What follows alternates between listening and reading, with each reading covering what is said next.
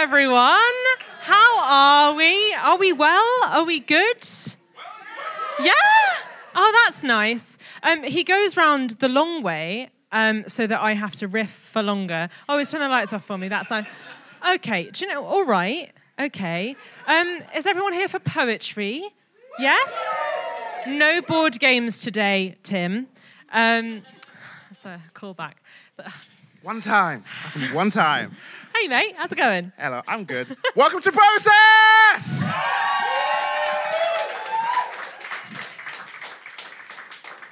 You are here for the last full-fledged process at Rule Zero. Aww. I'm saying full-fledged because this one, we've got some incredible features for this one.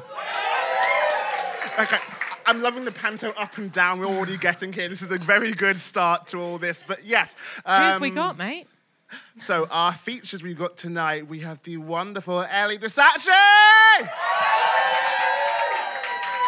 Who else have we got, mate? We also have the equally wonderful Kofi Achina!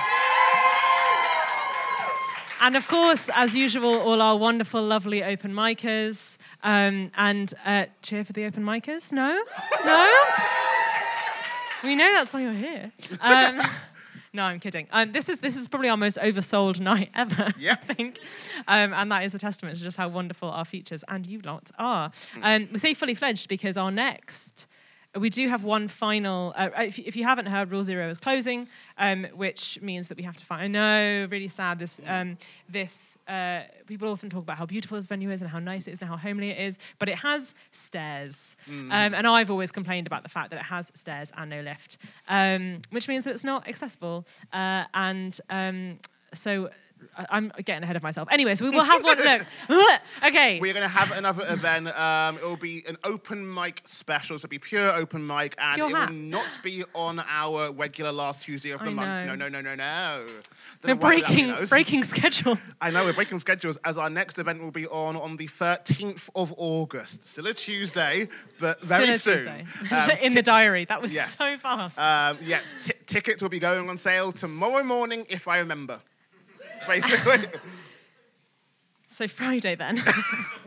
And then we're moving to our new home. I was really, really excited. I'm going to brag about this. Our new home is thanks in part to me, but mostly to one of my oldest and closest, dearest friends, Molly Sharp, who is the producer at our new venue. And I was lamenting at how sad I was and how stressed I was about finding a new venue. And she said, "What about my work?" And then we did a site visit, and literally a week later, we had signed with our new home, which has no stairs.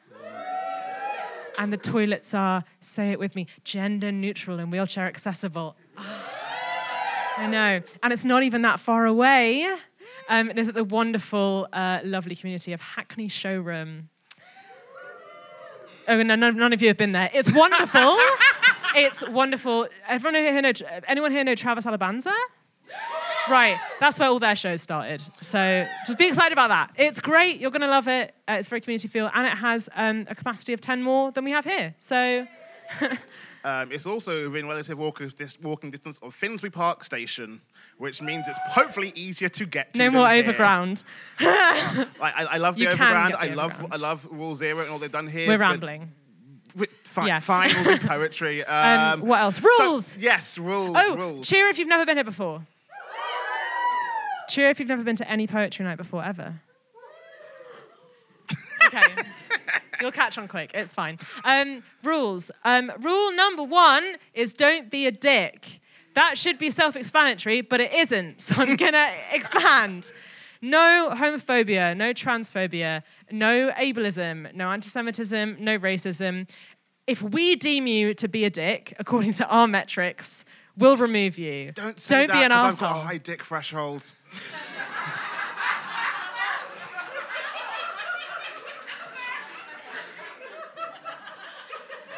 That's the gayest thing you've ever said. Sorry. I can't. Yeah. Tyrone, I spent this morning listening to No.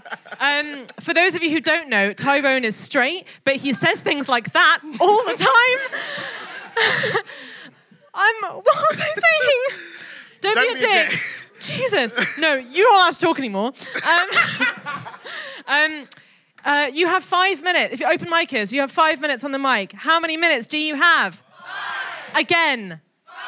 Thank you. At 4 minutes and 45 seconds, I did not bring the Liberty Bell today, so we're going to have shave and a haircut. Can someone demonstrate shave and a haircut for me? One person, Tim. Right, I'll do that on the bar, shave and a haircut. On the bar, I'll just knock it very lightly, and then you go, oh, I've got 15 seconds left, I should probably wrap this up. Don't be a dick. We love your words, but we want to hear as many words as possible tonight from as many people as possible. What else? You can talk now. Sorry. Oh, yes. So, no. No. No.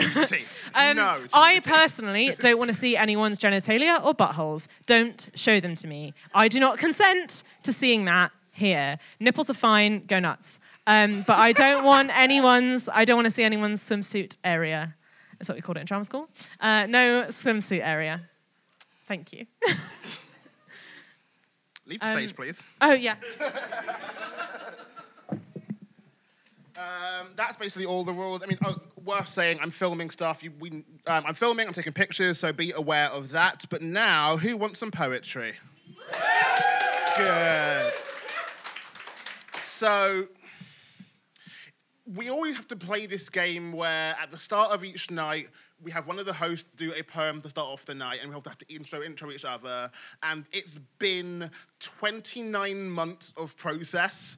So there's, roughly speaking, been about 20, and okay, I've not been here for all of them, but it's been like 25 plus times when I've had to intro Kayla. I'm running out of things to say, but it's also that thing of I love doing it because I also love hearing Kayla do poetry. Kayla is incredible at it and an incredible person. And people who've heard Kayla, you know what's coming, you know she's going to be good. People who haven't heard Kayla, well, you're in for a treat here because Kayla is an incredible poet, incredible person. And now please enjoy the incredibleness that is Kayla.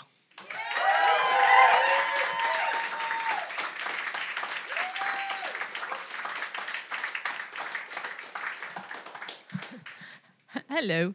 I'm gonna give you 2 poems. I normally only do 1, and Tyrone does 2, but I'm gonna do 2 today. I'm gonna do a sad one and then a happy one as a tonic, and I'm gonna give you a warning. I'm gonna do a poem about. I'm gonna do a sad poem, and then I'm gonna do a poem about kink. So that's like an uplifting, easy breezy, sexy poem. And the first poem I'm going to do, I'm just going to give a trigger warning for suicide, and I'm going to chat for a bit to give you room to leave if you need to, or put your headphones on or whatever. I would not normally talk about this on a stage of a night I'm hosting. The only reason I'm doing it today is because in the past 2 weeks, 2 people that I know, not well, but 2 people that I know died of depression. One of them was someone I worked with on a show last year. We weren't close, and one of them was someone I have a lot of close friends in common with. And both were complete shocks to me, and possibly because I don't know them very well, but disturbed me deeply, even though I didn't know them very well, because it is no small miracle that I am standing here. This is a poem that I wrote. It feels pitiful in the face of that, but it's all I've got. This poem is all I have in terms of poems that came out of suicidal thoughts. This is a poem that I wrote the morning after I had a breakdown and ended up in hospital, and it is called Pure. The morning after it happens, I'm sitting outside and I notice the birds. There are birds in my garden. I am noticing the birds in my garden. And I remember your story about the hummingbird when you didn't have your camera. And here was this bird, a once-in-a-lifetime moment you couldn't capture, so you wrote it down and kept it, and no one can take that away from you. The morning after I break, I'm sitting outside and I notice the birds. And I don't have my camera either. It's only a moment, but it's a pure moment. If there is anything pure in this world, it is this moment. There will be moments like this again. If there is hope to find, I will find it in these moments. If there is hope to get better, I will be reminded in moments like this one. There will always be birds in my garden. When I can't get out of bed, when I can't leave the house, when I am scared of my own imagination, there will be moments like this again. Please don't clap that. I just want you to just sit there and think of one reason you can think of today to be alive in that moment. please. And if you can't think of one, call a friend tonight, please. And to lift you up again, here is a poem about sex. This is dedicated to anyone who's been to a sex party this year. It's called Trust Exercise. Our kinks make us soft, give us weak knees, make us need things like weeds creeping through the cracks of us, tendrils outstretched, ready to cling to whoever might grasp them, wrap their knuckles round, buckle in and take us to heaven. I hate having my hair touched. I inch away from caring strokes, flinch sometimes when friends get too close. But a strong hand tugging at its roots to bend my neck, to send my jaw off its hinges, that ends me. I was bullied as a child, and not mildly, so reliving my school days, receiving praise for exposed skin, is akin to therapy. And while you're sliding your belt from its last loop, don't dupe yourself into thinking this skirt is for you. But I do want to hear you say it. How it feels to be near to me, like this. Desire is dangerous. It cages us, makes us afraid. Getting laid is scary, filled with, among other things, risk. And with my hands bound and yours at my throat, I can only hope you did your homework as I dose myself with closeness, eyes pinched shut, lost in a sensory onslaught, praying you're paying attention. And if you're not, if this is my last thought, if I die here with you at this gory apex, that's okay. I think I want you to kill me a little bit. Just enough to remind me that I don't want to die anymore, that there are things worth being around for, that living and fear are a package deal, that I don't get to feel this good without it. Pleasure makes me vulnerable, but it does not make me weak. Seeking something pure is not selfish. It is a survival mechanism, and I can't do it alone. So, come with me. Thank you.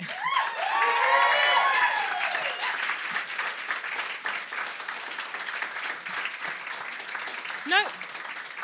I was doing a bit.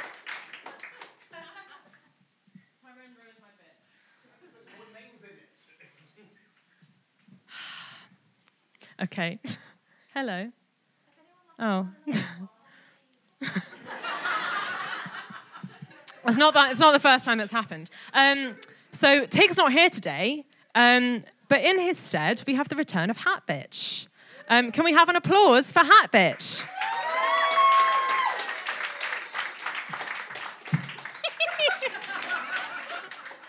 It's got a new meaning after that last poem. Drum roll, please.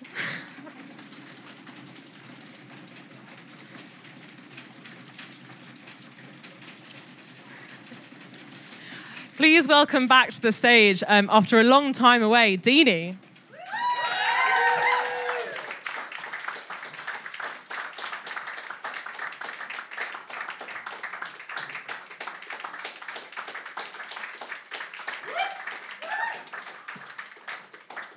All right, I'm not going to lie. I thought I'd come here late, and then I put my name in a hat, and now I'm first on stage. So I'm a little bit, like, my anxiety is going to pop up in a second. This heart rate monitor's going to pop up in a second, so don't worry about that. So the poem I'm going to do, I've been working on it for the last couple of weeks because, like Kayla said, I've been away for a long time. It was originally a TED piece about young people and what it means to be creative for a young person. Turned it into a poem, so this is a new poem. New shit, yeah, on all of that business, yes, let's go. Yeah, so, and it's constantly been changing, even up until like the last couple of hours, so if I mess up a little bit, just give me some peace. Yeah, so this is, why is creativity important to young people? Hold on, hello, hold on. Okay, here we go. Hello. Okay, all right. I wanted to be a performer. Not a stalker or a street brawler, but a performer. School days felt long, but drama made my heart sing songs. Not only did it make my heart sing, it rang like a phone ring saying, pick up, stop stalling. Can't you hear me calling? Drama calling me like my bestie from Deptford Green to Collie. to Theatre Peckham in SE15 onto LYT, NYT, and finally, perched on top of the mount viewing every scene, I saw a dream. My dream, already in motion. Long years of heavy devotion full of many mixed emotions for a precious moment where our magic took center stage and audiences being dazzled in wonderment every time we turned a page. And then I realized I have the power to bring about change no matter the age, whether it's on a worldly scale. Our performance can invoke change as long as the tale is told well. Simple, powerful. But what's the key? The key to my power, to make you sit here hour upon hour. What is the key to make you see what I need you to see? What is the key? That kind of sounds like bars, you know. But what's the key? The key to my power, to make you sit here hour upon hour. What is the key to make you to see what I need you to see? Hey, what is the key? To create. Creativity. As a creator, it is my job to use my mind, body, and soul to make you all feel whole. A creator uses their imaginations, which leads to original creations, original inventions. A creator brings into existence a simple thought that can make the world of a difference. A creator is resourceful, finding many ways of bringing peace and love to one and to all. Whether you believe in the almighty creator or the Big Bang Theory has your favor, creativity is key for everything everywhere, or we wouldn't be here. In a lab, studio, or theater, creation. In a warehouse or a womb via a sweet love session between me and her, creation. Creativity is key for life itself, and it's so good for your mental health. Now, I may have been living the dream, but now my creative spark was nowhere to be seen. I lost it in my last year of drama school. I wanted to end it all. I wanted to quit. And I genuinely didn't give two shits. Do you still want to perform? No. But you've worked out all your life, so? But what's next then? I don't know. If I had a performer, if I had a human or whatever lose my creativity, where is the hope for me? Where is the hope for us, humanity, without creativity? Without creativity, there's no need to go beyond and above. Without it, there's no spice. Without creativity, there's definitely no love. And without love, there's definitely no life. Young people need to know that they can create a life for themselves from day dot throughout the cot up until be able to stand up themselves on the spot. Babies make their own world of fun. The floor is lava, mum, or the cushion's a hot potato because I said so. Isn't that beautiful? They make things up from thin air. Creativity is magical. And when completed, they say, sit there. I have something to show you all. You may not think it worth your attention or brilliant, but they really, really do. Creativity fuels their imagination, brings out their innocence, and that must be paramount to you. Young people are our future. Apparently, it's all in their hands. We were told this by our teacher, but what have we made of our plans? The world neglects the young. Neglect leads to hate. Hate blocks out fun, and without fun, you definitely can't create. If a young person today can't create because of this hate that they hold, I'm not here to speculate. But what hope is there for the future of our world? Thank you.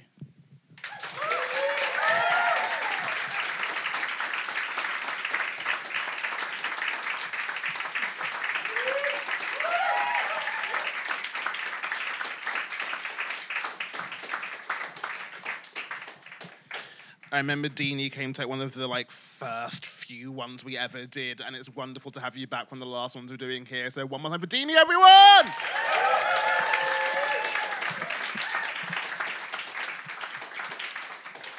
What I slightly rushed at the start, but still clarifying now, is this: I'm filming all of tonight. If anyone doesn't want to be in the finished video, any of the photos, just talk to me and we'll make sure it doesn't go online, etc. With that as well, I am currently working on a documentary at the moment. I am filming a lot of things for that. I've been filming a lot of interviews and I film a lot of events, etc. If anyone wants to see a little sneak peek of it, it will be have a little preview showing thingy, whatever, not of the whole thing, but it's the first 5 minutes of it at the Magma magazine book launch this Friday. So if anyone's there for that, they can see that. But now can I get a drum roll, please, as we get our next open mic onto the stage? Next up on the open mic. So apparently if you get here late, you get here on the mic earlier. So please can welcome Isolde!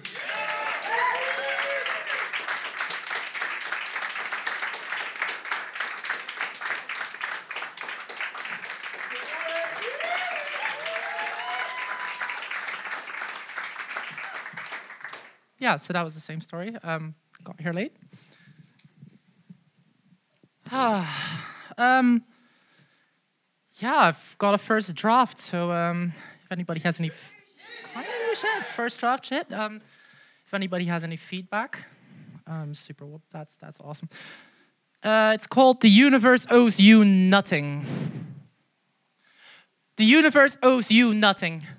Nothing but the stars in your eyes and the wind in your hair.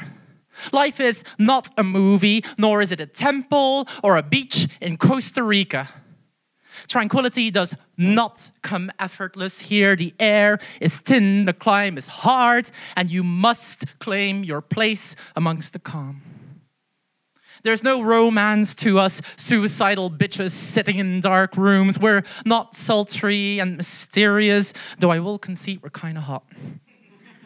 I'm starting to think we're just addicted, at least I am. I want the dopamine hit of clattering teeth, the scent of gunpowder between drags of my cigarettes, like the blood of the blade nick the last vestiges of my sanity, not asking to be accepted anymore. Just please don't hate me, because I need this.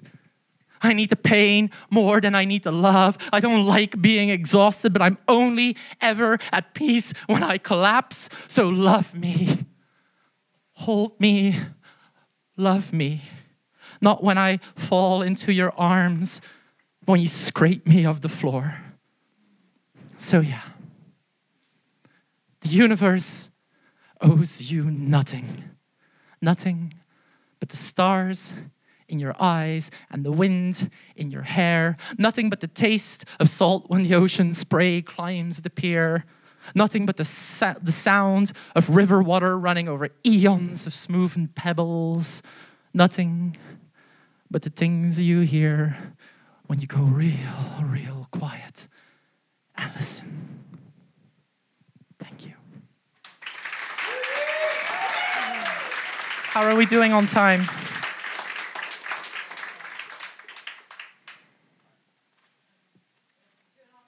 Oh, fuck it. Awesome. Let's see if I still got this. This is from the bottom of my heart and a Sunday morning sidewalk. Do you ever get restless? Looking out of that window with steam venting out of your ears, rumbling Richter 7 skin, and you're just rearing to go. Do you want to chase down the horizon? Well, go out there and get it. What are you so afraid of that you'd stare on wistfully from inside? Stare outside and breathe in the oxygen that you'll burn in the cylinders of your soul.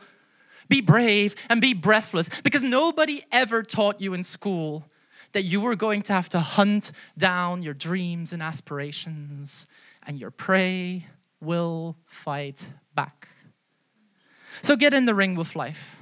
Let it smack you about a bit. Get sucker punched in the face, and then the throat, and then the kidneys. And when you finally caught your breath, come back for round 2. You'll bob and weave, roll the punches and tank the hits, and despite your best footwork, hit the deck again. I promise you that the memory of blood in your mouth will taste as good in 2 years from now as it does today. And next time life puts on its dastardly gloves, you will grin. I promise you that the bruises on your knees and the scrapes on your ankles, the bruises on your heart and the scrapes on your ego, they will fade faster than the lingering thoughts of what if. So grab a shower if you must. Wash off that grimy layer of doubt instead of the usual dirt and dead skin. Put on a fresh new pair of yes you cans. Yes you can. Live your life at peace at 1,000,000 miles an hour as the stars run by. Yes, you can be at peace with a drum beat loud, hard in the shadow of Goliath. Yes, you can be excited and scared and restless and inspired all at once. Take in that weird and wonderful world. Be brave.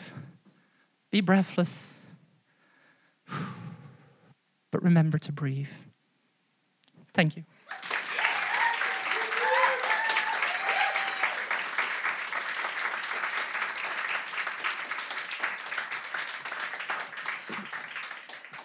It does appear that apparently if you get here late, the poetry gods like late people. We worship the poetry gods here, and they're weirdos. Also, to explain hat bitch, just so that you don't think I'm hungry with power, or like some kind of actual creep. Madeline's partner is one of my oldest and very closest friends, and he was late 2 months ago, so I jokingly made him be hat bitch, and I was like, this is what 9 years of friendship with me will get you. Anyway, and then it was funny, so we did it again. He's not here, so Madeline was like, I'll happily sub in for hat bitch, and she thinks I don't take things seriously. Anyway, one more time for Isolde, everyone.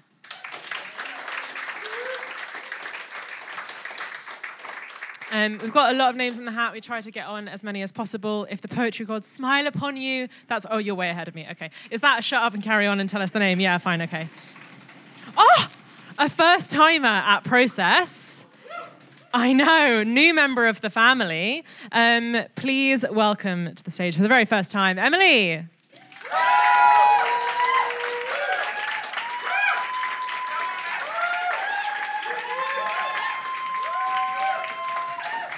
Hello. Hello. How's it going? Cool. Thank you, I made it. And it's got pockets.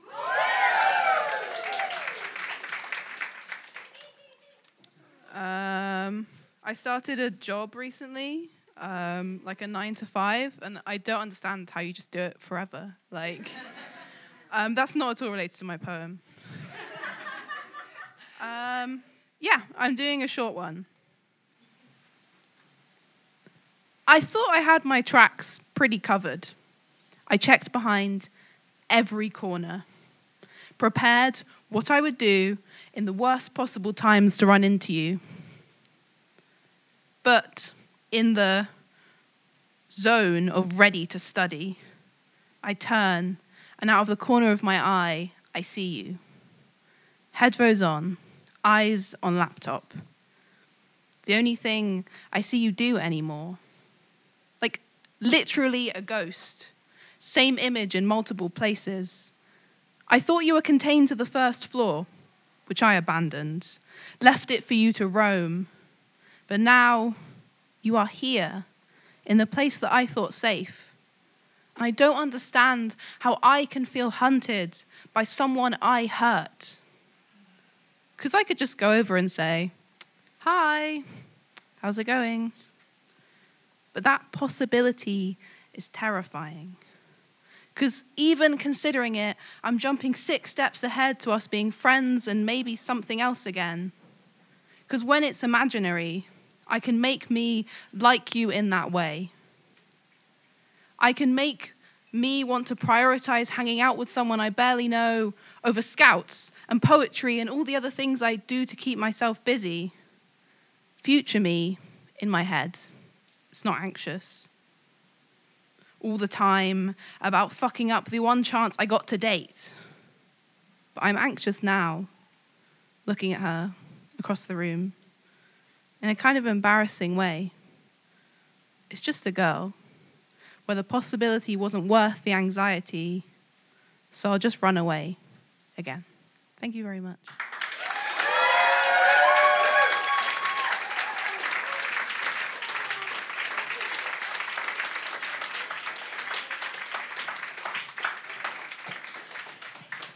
I will forever enjoy that the Unislam process connections will keep growing and growing and growing. One more time for Emily, everyone!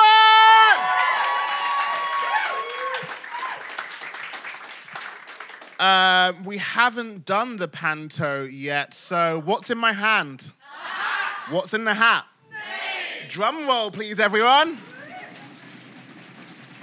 Next up, onto the open mic, please, can we welcome a first time at Process, Ola!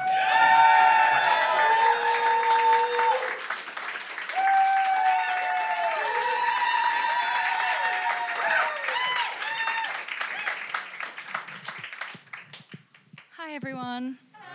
Oh, I too am very short, like other people here, so just give me a second. I wrote this the other night. I've never performed. I've been here once before, and I really liked the vibe, and I wanted to write something, but it's been a couple of months, and the other night I finally was like, I'm going to get bored and write something. So I did, and I promise I'm not quite as sad as this makes it seem, but I was nervous coming up here because I think about myself too much, and I've been thinking maybe I should just write that down instead of letting it fester. So this is that. I miss the feeling of wanting to save the world. I wished for, believed I could dive down and reach that pearl. I used to run what felt like faster than the wind, with the path out ahead, but no one could ever catch me. But lately, my knees crack and my ankles roll. And I miss the feeling I had when I was closer to being born than to seeing what waits on the other side. These days, life feels cyclical. New doesn't come around as often, and it certainly doesn't seem to knock on my door. One day you're mythical, the next crestfallen, trying to pick up the pieces of what you thought you had before. Nothing more exhilarating than the rat race. Nothing more humbling than realizing you've always been a mouse. You don't know when you're young, but the further you run, the slower your pace. So you start dreaming of the small little somethings, a husband in the kitchen humming, a shelf of trophies from running, in a room, in your own little house. I remember so clearly thinking that with the sun on my face and the sweat on my back, I could make it happen. But spring, summer, fall, and beyond it all, the cold came, as it always would, and broke me, as it always could.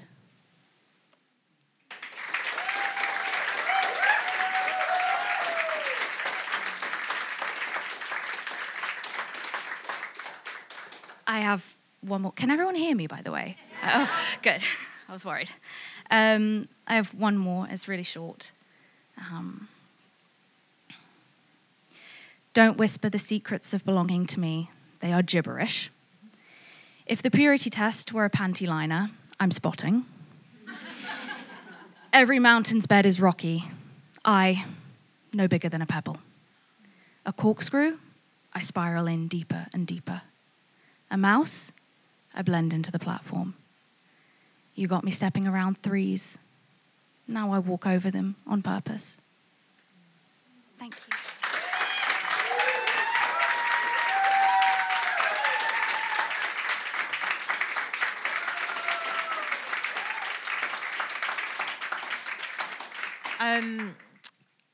Welcome to the family, Ola and Emily. Sumner, where are you? I can't. Whatever. Somewhere in the distance. Hello, Sumner. How do you join the Process family?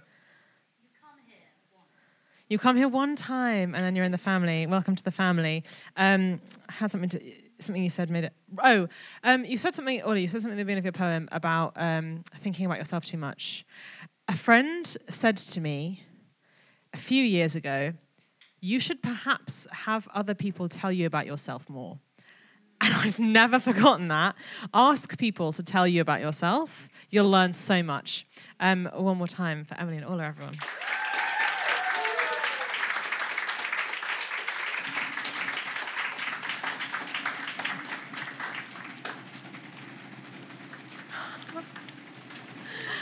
Another new member of the Process family, first time here. Please welcome to the stage, Gabrielle.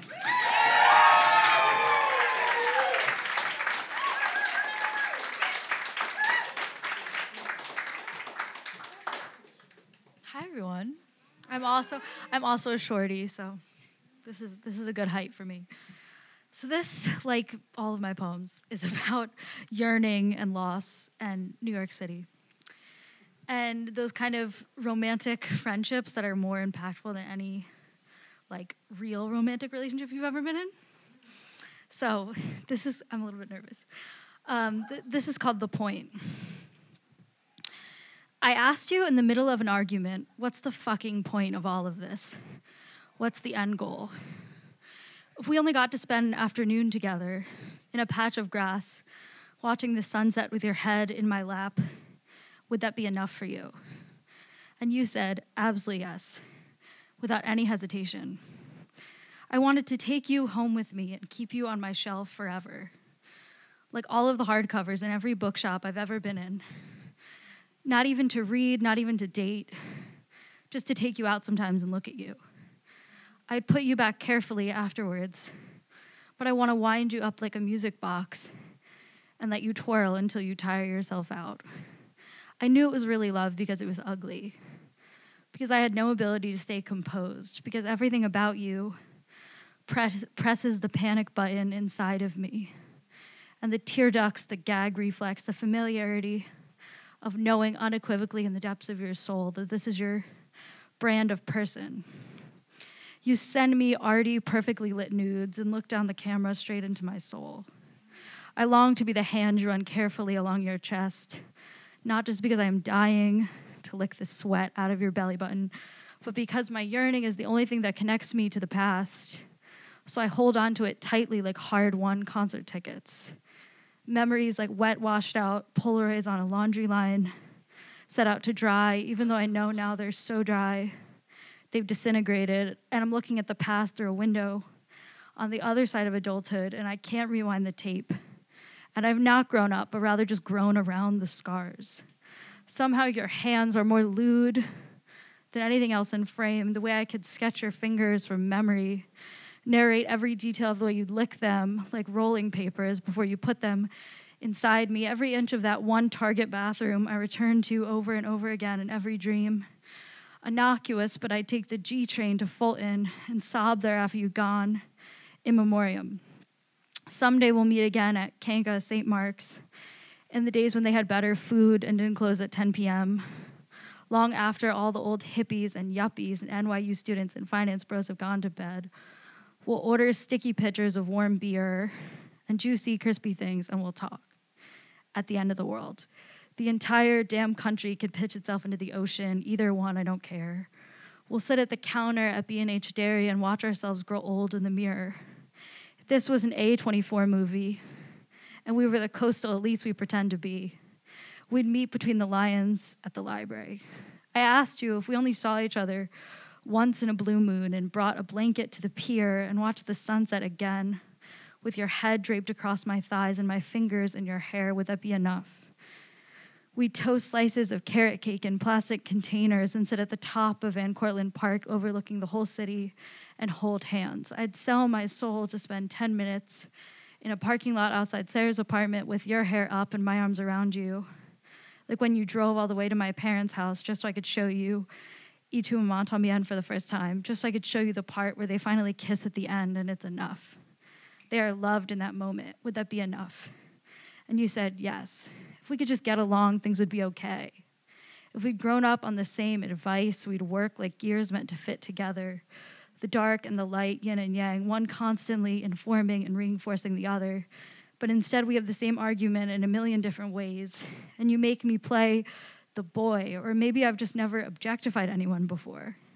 You said you sent the nudes because you wanted to make me happy. Nobody's given me that kind of power before. Were you the girl, or were you just vulnerable, and I never learned to not equate the two? I don't know if I'm trying to protect myself from you, from the past, from the pain I know will inevitably come. But I don't want to grieve. I just want to stay on the phone and listen to you exchange money at the laundromat. I spent way more time memorizing the typography of your voice than I ever have with you. People don't break themselves open and not become someone new. The snake eats its own tail and sheds its skin at the end of the summer.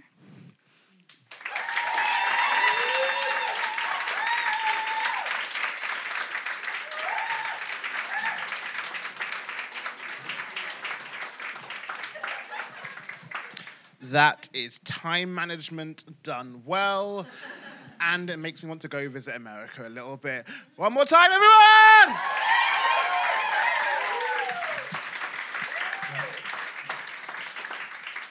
To all of our first-timers performing on this stage, one, please perform more. Do that, no matter if it's other places or not, but do that. But also, two, thank you for coming here and choosing to do your poetry here. That's actually really fucking lovely. Actually good. Drum roll, please. Our penultimate open micer for this half is going to be... Oh. Please welcome to the stage, Ellie!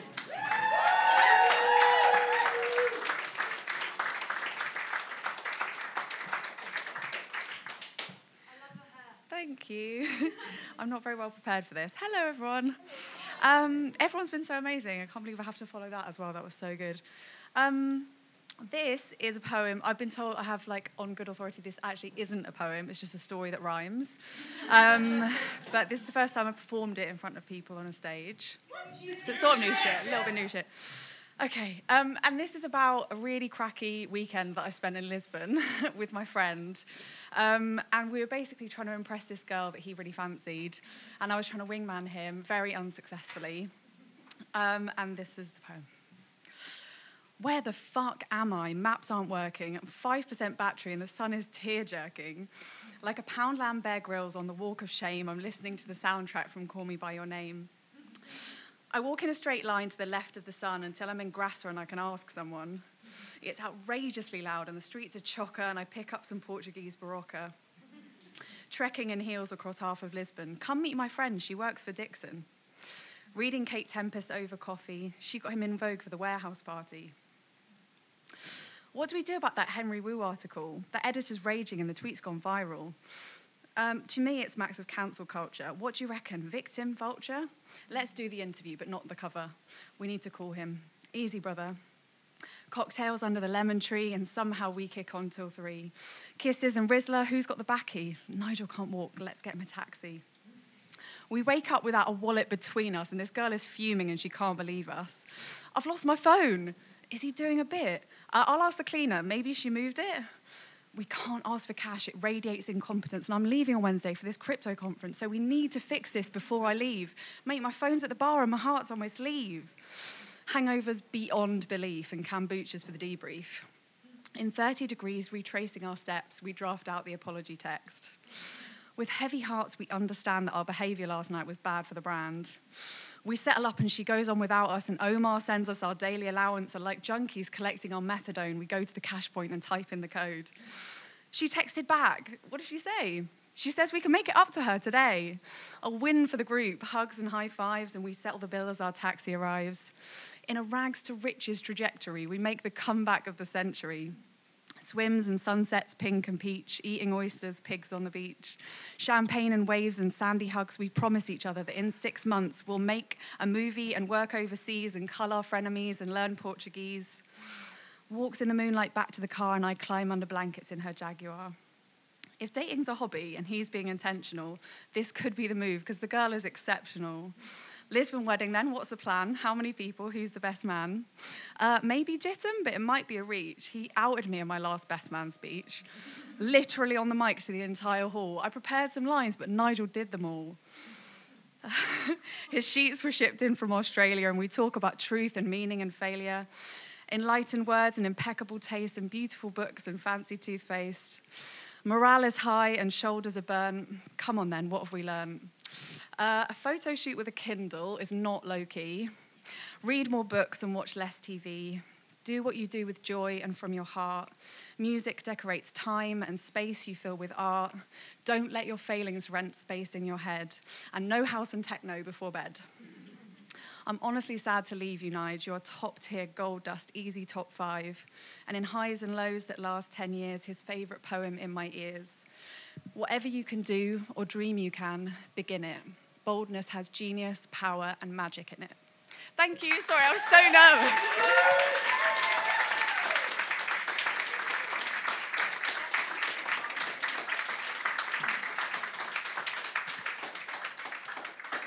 That's not a poem, it's a story that rhymes. Who the fuck said that to you?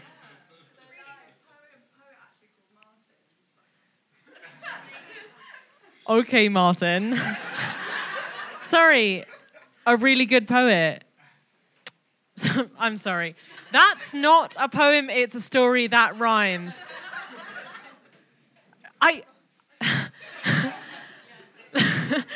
That's not a lizard, it's a snake with legs. Like, Jesus Christ. What a fucking idiot. Sorry, I'm going to shit on Martin for the rest of my life. One more time for Mieli, everyone. Oh. No, do you know what? I'm not done with this. You tell Martin that poetry started with, like, indigenous cultures telling stories around campfires. That's what poetry evolved from. So that is more a poem than anything else. Martin. What a dickhead. Sorry, anyone who has known me for like longer than a day will know that my pet peeve is with poets who gatekeep poetry. Yeah, anyway. What's in my hand? What's in that? Drum roll, thank you. I'm not going to get over this.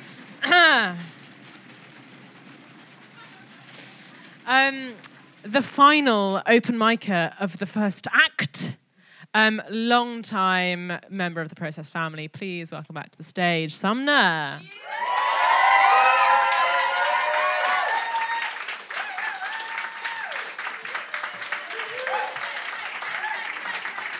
Hey. Hey, Process. So for reasons many of you will be aware of, I've been receiving slightly more transphobic messages than normal recently from anonymous people and one non-anonymous person. The funniest one was referring to me as attention-seeking because, like, yeah. I don't do this to, like, not get attention. But the most out-of-pocket DM I received all month was still from Tyrone, who hit me...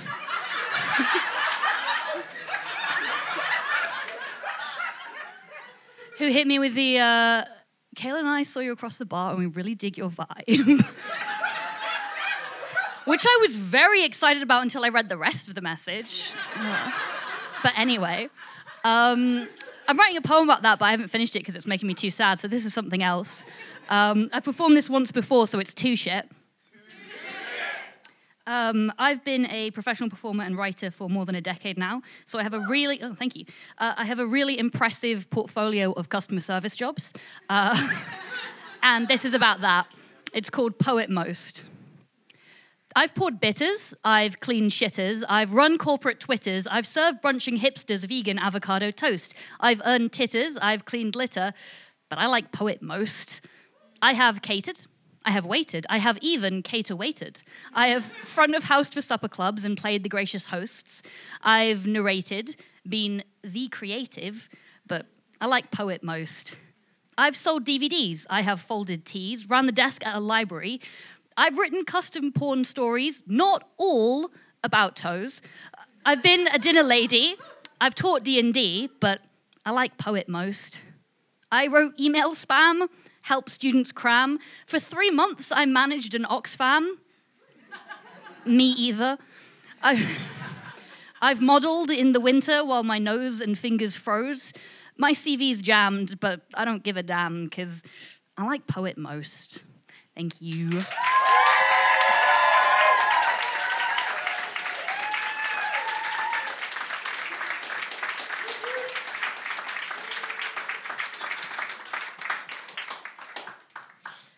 I too have an impressive CV of customer service jobs, and I should probably write some poems about rage quitting them. That was wonderful. One more time for Sumner, everyone. I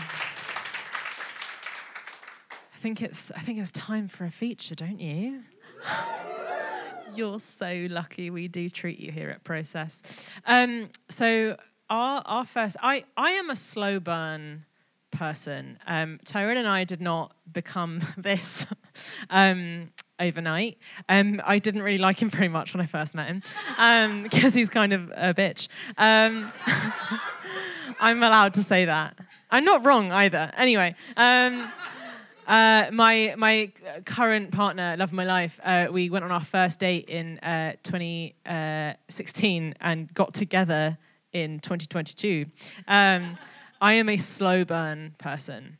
Our first feature of the night is someone who I feel like I've accidentally become very close to very, very recently, but we've known each other for about 2 years. That's how long it's taken us to become friends. And I have come to value this friendship so much. I have gotten to read first drafts of her work, which, if you ever get to read someone's first drafts, lucky. She has read first draft of my work. We're now colleagues. We're now producing a poetry festival together. More on that later. We view, you know who I'm talking about, it's not a secret. She's the host of Everything Poetry Night. And we can, I know the fan club's in. Tyrone and I sort of jokingly, but also not at all jokingly, refer to Everything and Goddamn as like our sibling poetry nights because we have exactly the same audiences and really similar vibes. And the vibe that Ellie, I say similar vibes. They are completely different vibes, but also the same. Do you know what I mean? And the first time I went to Everything, I've never seen hosting with such gentleness and care, and also create a buzzy atmosphere. I have never fallen in love with someone's work so slowly and gradually and wholly. I read her book in 27 minutes. And I know that because I took a picture of the cover when I sat down to read it and I sent it to her. And then 27 minutes later, I had finished it. And I normally turn the corners down of poetry books, in poetry books. I know, sorry.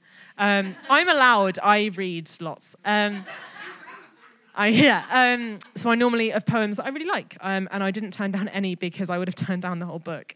I'm sorry, but it's a perfect pamphlet. It is a perfect first book, and there are copies for sale over there. All of the profits go to Ellie. Anyway, I'm not going to continue. I was going to stand here and talk for 20 minutes about how much I love you. Anyway, please, you're so lucky to get a whole feature set. Please welcome to the stage the wonderful, magnificent, talented, fantastic Ellie de Satgé.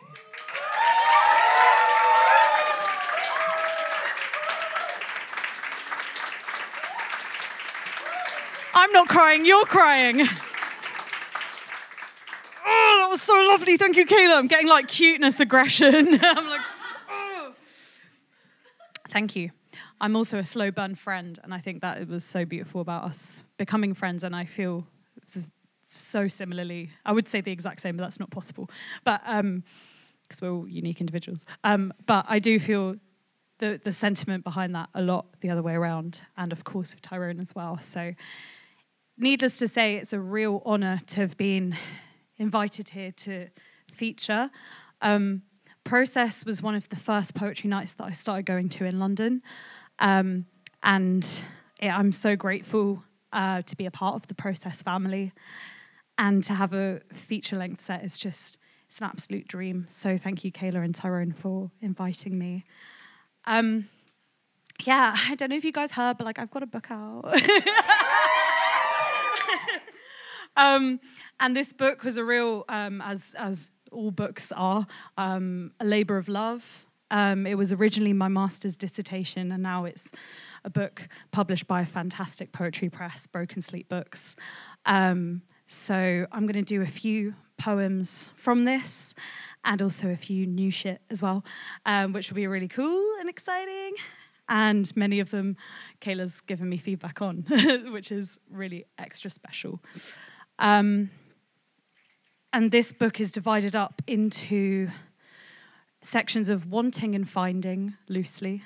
And I'm going to start with my poem, The Girls. I like it. It's one of the first ones in there. I've done it on the process stage before. I didn't earmark it down to do today, but I just think it fits the vibe. This is for the ugly girls, the bloated girls, the girls who vape, the girls who vaped so many watermelon Lost Marys on nights out that now watermelon makes them nauseous, the girls who pay for their drinks, the girls who refuse to pay for their drinks, the girls who delete and then immediately re-download Tinder, the girls who aren't sure if they are girls, the girls who are questioning, the citalopram girls, the sertraline girls, the girls who love girls, the girls who cut their hair, the girls who are on OnlyFans, the girls who are making bank. I'm a bit jealous. The girls whose cards have been declined on Tesco meal deals, the girls who love being girls but sometimes hate what it means, the girls who get called girls by men at work, the girls who give away pads and tampons as freely as compliments, the girls who pretend to know other girls when they see danger, the girls who have ever felt uncomfortable, the girls who grit their teeth, the girls who grip their keys, the girls who are trying, the girls who are trying even though they don't want to, the girls who give up, the girls who are here, the girls who are here listening to this right now at Process Productions. I love you. I love you so much. I love girls. I love you so much. Thank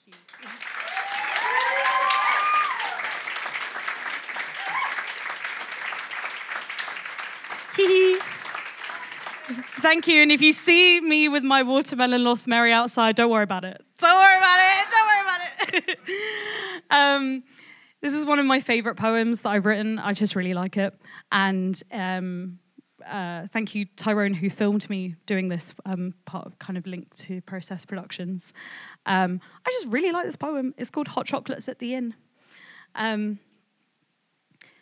There is a tattoo parlour next to a funeral home across the street from the inn where they have 2 kinds of dairy alternative milks. We have to leave soon, you tell me, as we're slightly far from home and we've got plans in a couple of hours. I think that's fair enough. But I'm yet to write a poem with a clever quip on the significance of a tattoo parlour being next to a funeral home, how they are both places of permanence and irreversible events, and both contain the potential for flowers and negative responses from close relatives. It's probably best that I haven't got the time to spell all of this out, but I want to stay for a little longer anyway. Not necessarily because the hot chocolate is particularly good, or because my feet are still a bit sore from the walk over here, or because the sofa we're on has a floral design that my tattoo just so happens to match, which naturally makes me think of death. And to get up and leave would mean moving on to the next thing, and the next thing, and the next thing you know will be back here, except on the other side of the street. And I'd actually rather stay here indefinitely and pretend that time doesn't exist. Thank you.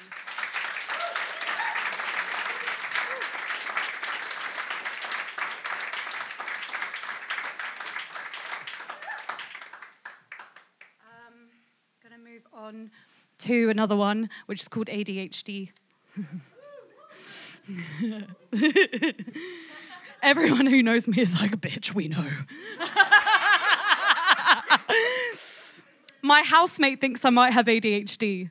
They tell me their symptoms, which sound like similes to the way I put my shoes on at least 30 minutes before leaving the house so I can feel ready, and my housemate thinks I might have ADHD. When his body language matches mine, it makes it easier, not easy, to cross off drink coffee from my to-do list, and my housemate thinks I might have ADHD. Only when I'm listening to a podcast can I put away laundry, put dinner in the oven, reply to texts about wedding gifts, and think about writing 3 belated cards before I can sit on the sofa next to my housemate who thinks I might have ADHD. The sofa where our conversations refuse to follow a single thread, but follow fidget rings and TikTok scrolls and rearranging the bookshelf. And did you see that they broke up? And have you eaten dinner yet? I have to tell you about what happened earlier, and I'm searching back through my emails for signs, wondering how far they can stretch back in time until I find I'm finally getting my diagnosis. I've even gone so far as to fill out. Thank you.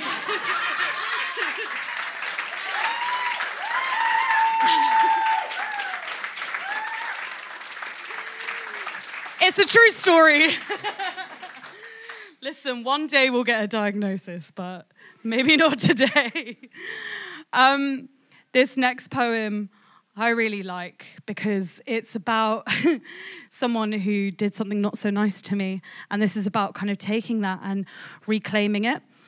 In this poem, I'm sort of like catcalling the catcaller. To be like, what if we were to flip that? To be like, fuck you, I'm going to make you uncomfortable. It's called Thirst Trap. A boy is spitting at me. He is following me down the road. And I keep walking. I keep walking. I keep walking. And a friend of a friend of a friend is not letting my hand go. Maria is punching another guy in the face for touching her. But little does the spit boy know, spitting is my kink. So salivate on me, baby. Especially hate spit. Especially anti-women spit. It feels so nice. It feels so good. Like, did he know that spit is 99% water? How did he know I was thirsty? So thirsty. So insatiably thirsty. Thank you.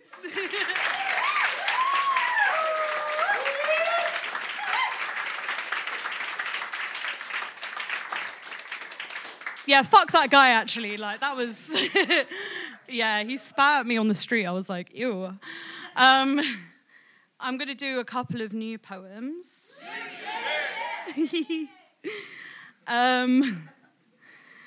This one is called I Want to Take Up Smoking. Because it looks cool. Dishevelled British woman aesthetic stapled to my mood board with a cig. But whenever I see anyone else smoking, I think, ooh, how cringe. But clearly, because I'm hot as fuck, smoking would only amplify my hotness. Or at the very least, I'd still be hot in spite. Out of spite. Like how I cut my hair out of spite.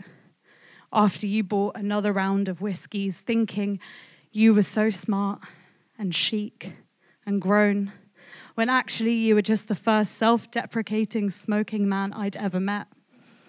So different from the after-school hugs and you good nods from the boys at home. I wish I had known then how easy it was to catch boys like flies to the sticky trap of long hair and being 19. And you know, back then, I would have followed you to the ends of the club. Then another club, then another club, then another, for all the time that we were pulled along by the arm of the night, not stopping at multiple sheets to the wind at the lip of the Thames, shoulder blades shuddering, your hands ponytailing my hair, cig still gripped in teeth, that poor river, that poor mouth. If only the night had stopped there, not even a clubbing fantasy, just a taxi home for me, in one piece, no fingering on the lip while my hair still ponytailed. No, I hope I haven't given him the ick. I wish I had known then how easy it was to have you. Sick and all, my body young and brutal.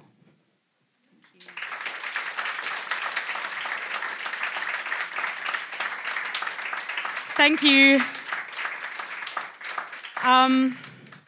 Actually, I'll do the one in the book and then I'll do this one. I was like hanging out with a really, like, who's now one of my closest mates. But this was our night out, the first time we hung out.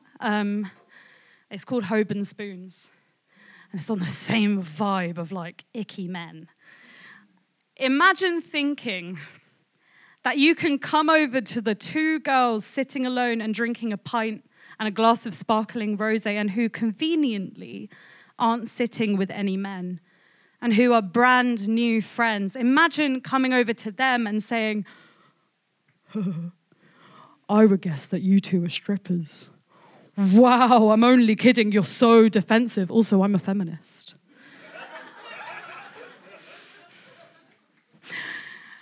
And where are you from? Like, where are your parents from? Because I think your name sounds like labia. I'm a feminist. That's so hot. Are you on the apps? Where do you put your age range? I try my best to not pay for sex, but I am divorced. And thank God, a friend of a friend just so happens to be at this Hoban Spoons with two boys who are kind. And I know that her and I both hate relying on them to cushion us in the bubble wrap of male guilt, like we're made out of china, or just makeup and nice outfits.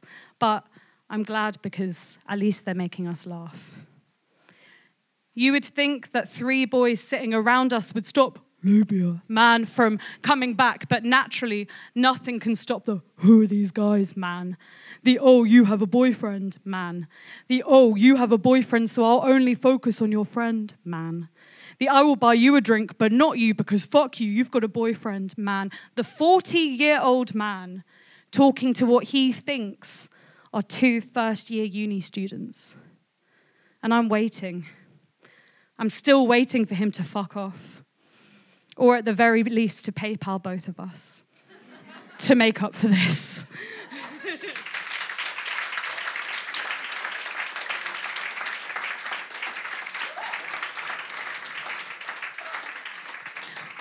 I think, like, listen, if anyone in this room knows that man, like, you know, you've experienced that genre of man before, I really encourage you to like, get out PayPal. Because at this point, it's just there's no need for that. So Kayla mentioned that we are producing a poetry festival together, as is Andy, who I believe is in the room. Yay! So the three of us are producing the Kirkby Lonsdale Poetry Festival with Matt Sowerby. And I went to the first ever one of that festival, which was 2 years ago. And it was incredible and it changed my life. And I was like kind of, it was kind of crazy because it was the first poetry festival of this specific group. Anyway, and it changed my life and I left that festival and I wrote this poem about my friend Cara, who helps run everything with me as well, and Chloe.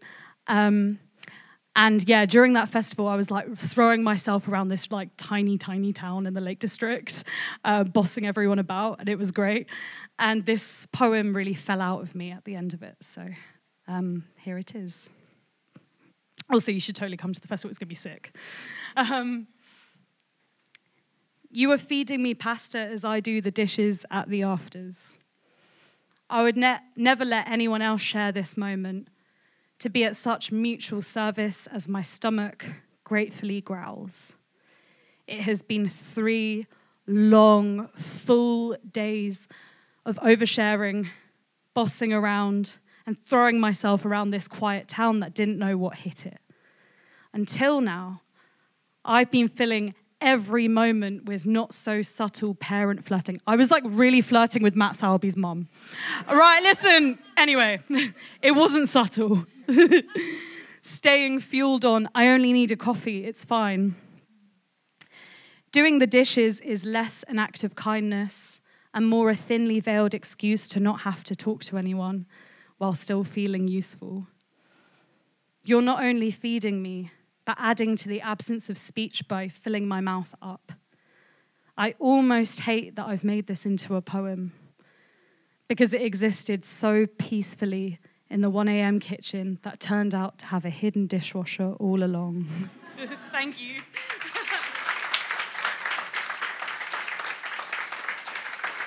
So yeah, come to that festival and hang out and it will be really fun and cool.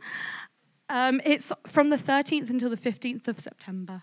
It's going to be amazing. I'm going to do 2 more new poems and then I will leave you be and become friends with you during the interval. This first poem is called Sicily 2022. It's when I went to Sicily for a friend's wedding. And here it is. My toes touch sea. I slip through the grains, no sleep, no carbs. Oh, sorry, I should say before I begin. Trigger warning for mentions of rape and sexual assault. Yeah, it's kind of crazy. I have friends who are like fully married. It's really weird being raised Catholic. And so I've got like this friend in particular, she now has a baby. Like anyway, it's a whole thing. But anyway, this poem I wrote when I went back to Sicily this year, but I was reflecting on that time at the wedding, which was like sick. Anyway. My toes touch sea. I slip through the grains, no sleep, no carbs, no meat, just skin, hair soaked in salt, licking the edges of a boy between my knees, avoiding his core, hunger palpable, my thirst unquenchable. I don't know if the drinks are free or if I just don't know I have to pay. Don't know another woman will give me a lift to his place. Another woman he is sleeping with. I don't know saying, I've changed my mind because I'm uncomfortable, means I think he will rape me. His tone bruised, thinking, I think so little, and now I am back. My toes placed firmly in the sand, my corners untouched, my want quenched, the boy unfound, apparently in London, probably speaking of the time he met and then unmet the only single girl at the wedding. Thank you.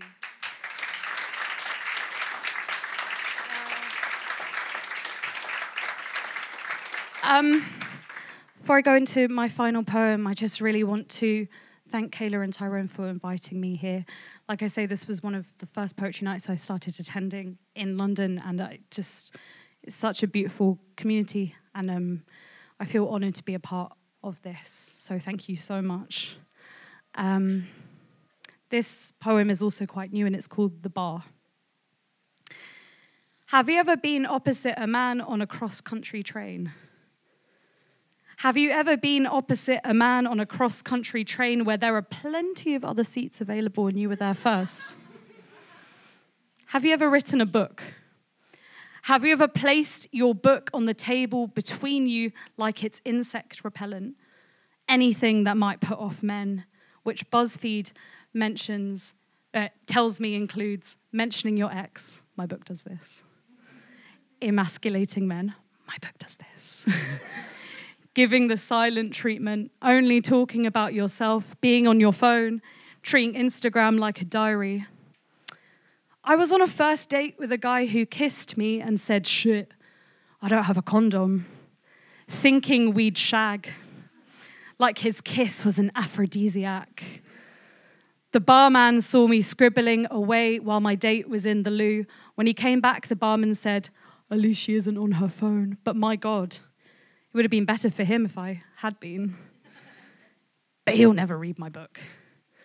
Like how the man opposite me will never read it, never know it's mine, unless he tries to break the silence, which I feel like he might. He's itching for a reason. He's already asked me to watch his stuff while he goes to the loo, but I'm too busy uploading a story about the man opposite me on the train and how no one wants his chocolate bar. So why does he want me to watch it? Wants me to stare at his want. Wants another excuse to break the silence. I'm so tempted to squeeze his bar until it melts. Open the wrapper with my teeth. Choke on it. Brown sweat, saliva dripping from the open wound of my mouth. Never breaking eye contact. So he knows I'm gagging. Thank you so much.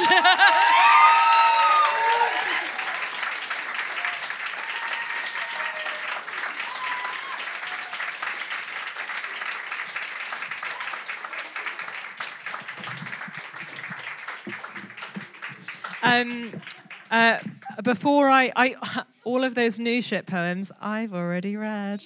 Hey. Yeah, it's actually a very special feeling when they're like, this is new, and I'm like, not to be. Also, just quickly on Kirkby Lonsdale Poetry Festival, it's going to be fucking sick. We are still looking for volunteers to like run workshops and do like flyering and do typewriter busking and do all this fun stuff. The deadline to apply is on Thursday poetry time. And come and have. Don't look at me like that's a crazy thing to say. Because we're neurodivergent knows neurodivergent. Anyway, but yeah, chat to the three of us at the interval about that. It's fun. Also, we've got books for sale. We are selling Ellie's book, which you should buy because look, it's just. You heard, you know. We've got Ellie's book. We've got Ali's book. We've got my book. Lots of more sex poems. And we've got both of Tyrone's books. Yeah. You're right, bud. Yeah. Do you want to do an interval? I was going to go one more time for Ellie, everyone! I don't care. I love you. I did the introduction. I'm off scot-free. That was all. Have an interval, go get some fresh air, enjoy your watermelon, whatever that was. Take your insulin, make some friends, buy the books. If you liked the poetry, buy the books. Tell all the new family members that you love their poetry. Anyway, go have an interval. We've also got free bookmarks and free stickers over there. If you free want shit. some, you can get shit. Cool. Yeah, we're back here at 9:10. 9:10. Cool. Hello, everyone. Welcome back to Process. We're really running on poetry time tonight. I hope you're all well. I hope you had a lovely interval. Did you take your insulin? Yes? Good. Amazing. Everyone got some fresh air? Where's Tyrone? I'm walking on stage. Yeah, no, I know. Well, yes, no. Welcome back, buddy. Okay, bye now. Cool. Hello, bye. Has anyone seen the film, the Cabin in the Woods? Yeah, you know the end of that film. Sorry, spoilers. Yeah? Okay, spoilers. The end of that film, there's blood dripping down the walls and the gods are like, we didn't get our virgin sacrifice. Fuck. The poetry gods, you have to give them a sacrifice. And it resets at the interval. So because we don't want you to have to sacrifice your precious words, we do that for you. We offer up a blood sacrifice of our sweaty, teary poetry. I need to find a less creepy way to do this. Anyway, so to offer up the sacrifice in the second half is, we just every month we have to find increasingly soppy things to say about each other. He's just Ken, really. I'm going to keep this really brief. I've got I have had several messages from people in the last month telling me things that Tyrone has said about me behind my back. And they're all like unbelievably sweet. And I'm like, you should say that to me sometimes. Anyway, I think that in this past year, I have realised that we often say that this is that our vibe as hosts is just chaotic besties, and I don't really think that's true anymore. I think that friend is not the way that I would describe our relationship, and I wouldn't give it any like qualifier of like brother or cousin or anything. He is just my family, and any of you, which is probably a lot of you, there's lots of dust on it. Is that dust? It doesn't matter. ADHD. Any of you that have had to, or by choice, or wanted to choose your family, know what that feels like. So please welcome to the stage to offer up a second blood sacrifice. My relative.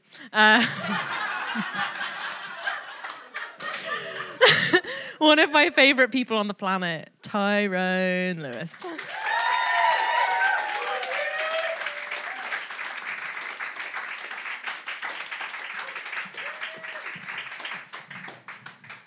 Don't know why, but decided to do from the old book today, because I can do that, because I have multiple books of poetry. Yeah, I'm going to do 2 poems because I do that. So, how does this work? How long will it take for my name to trend? Do I have to be actively well-connected, or will this be determined by the manner of my death? Do I get any say in my legacy? How long will it take for my bones to decompose into an idea? How long till my name becomes a cautionary tale? How long till my name becomes a movement? How long till poets quote my name in poems for dramatic effect? Will I be the only one trending that week? Thank you.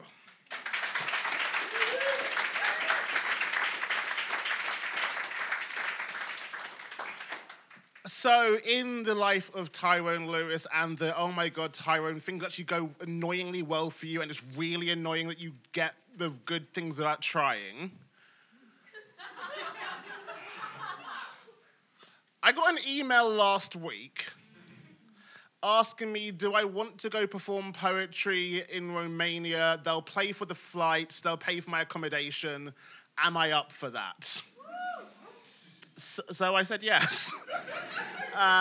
Whilst I'm there, I feel like I need to educate them on what Britain is, so this is my version of Britain. My Britain is queuing, and football and rugby and cricket and sports we invented that we're not really good at. My Britain is broken, but too polite to say anything. It uses manners and self-deprecating humour as a plaster over all its cuts. My Britain is still queuing, and Walker's Crisps and Gary Lineker and Iceland and Kerry Katona, and it keeps insisting that Keith Lemon is funny. My Britain is iron brew. My Britain is tea with milk. It's tea with biscuits. My Britain is still not over the Boston Tea Party. It still holds a grudge deep within its inferiority complex. My Britain is Emmerdale and EastEnders and Corrie. It's soap operas and reality shows. It's X Factor and Strictly, and a very loose definition of the word celebrity. My Britain is knockoff Burberry. It's hooligans and xenophobia. It's the cheeky Nando's before they added vegan options to the menu.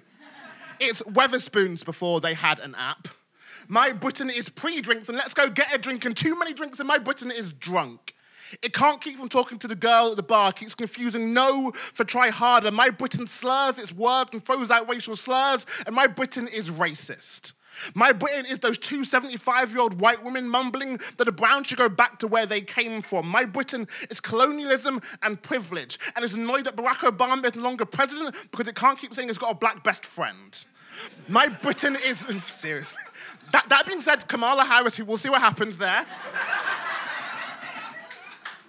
My Britain is racist, and somehow still queuing, and somehow still racist, and my Britain is asking about the weather. My Britain only knows the first verse to God or King Save the Queen. No, wrong way. Wow, phrasing.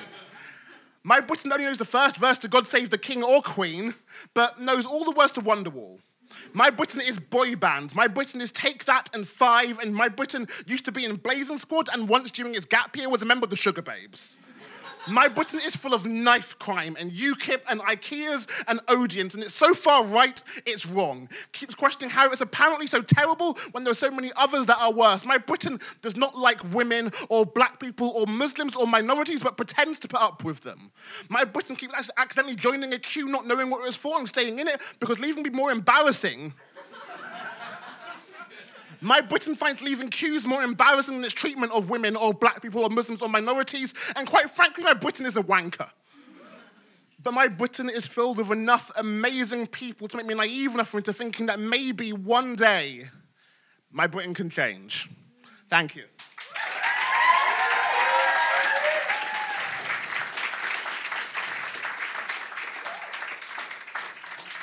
Okay, feature time, feature time, feature time.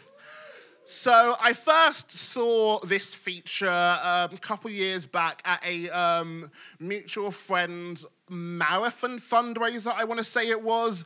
Eldil and Rein did the fundraiser and had a couple of poets and musicians and people there for that. And I think like Kofi had like just either won or been part of, I want to say, the Hackney Hammer and Tongue Slam, I think, at that stage. And El was like, oh my God, I saw this poet, they're incredible, book them. I saw Kofi, I was like, cool, you're great, etc., but then didn't really fall in the same circles as Kofi. And then like a couple of months ago, saw Kofi again at like, he came to one post and it's like, no, you're good. Came to it again, it's like, you're really good. And like, what's really cool about Genesis, 1, he won it because he's that fucking good. And like 2 is like, cool, because he won it, it meant he got to like a few poems. It's like, oh, that poem's good. And so is that one. And so is that one.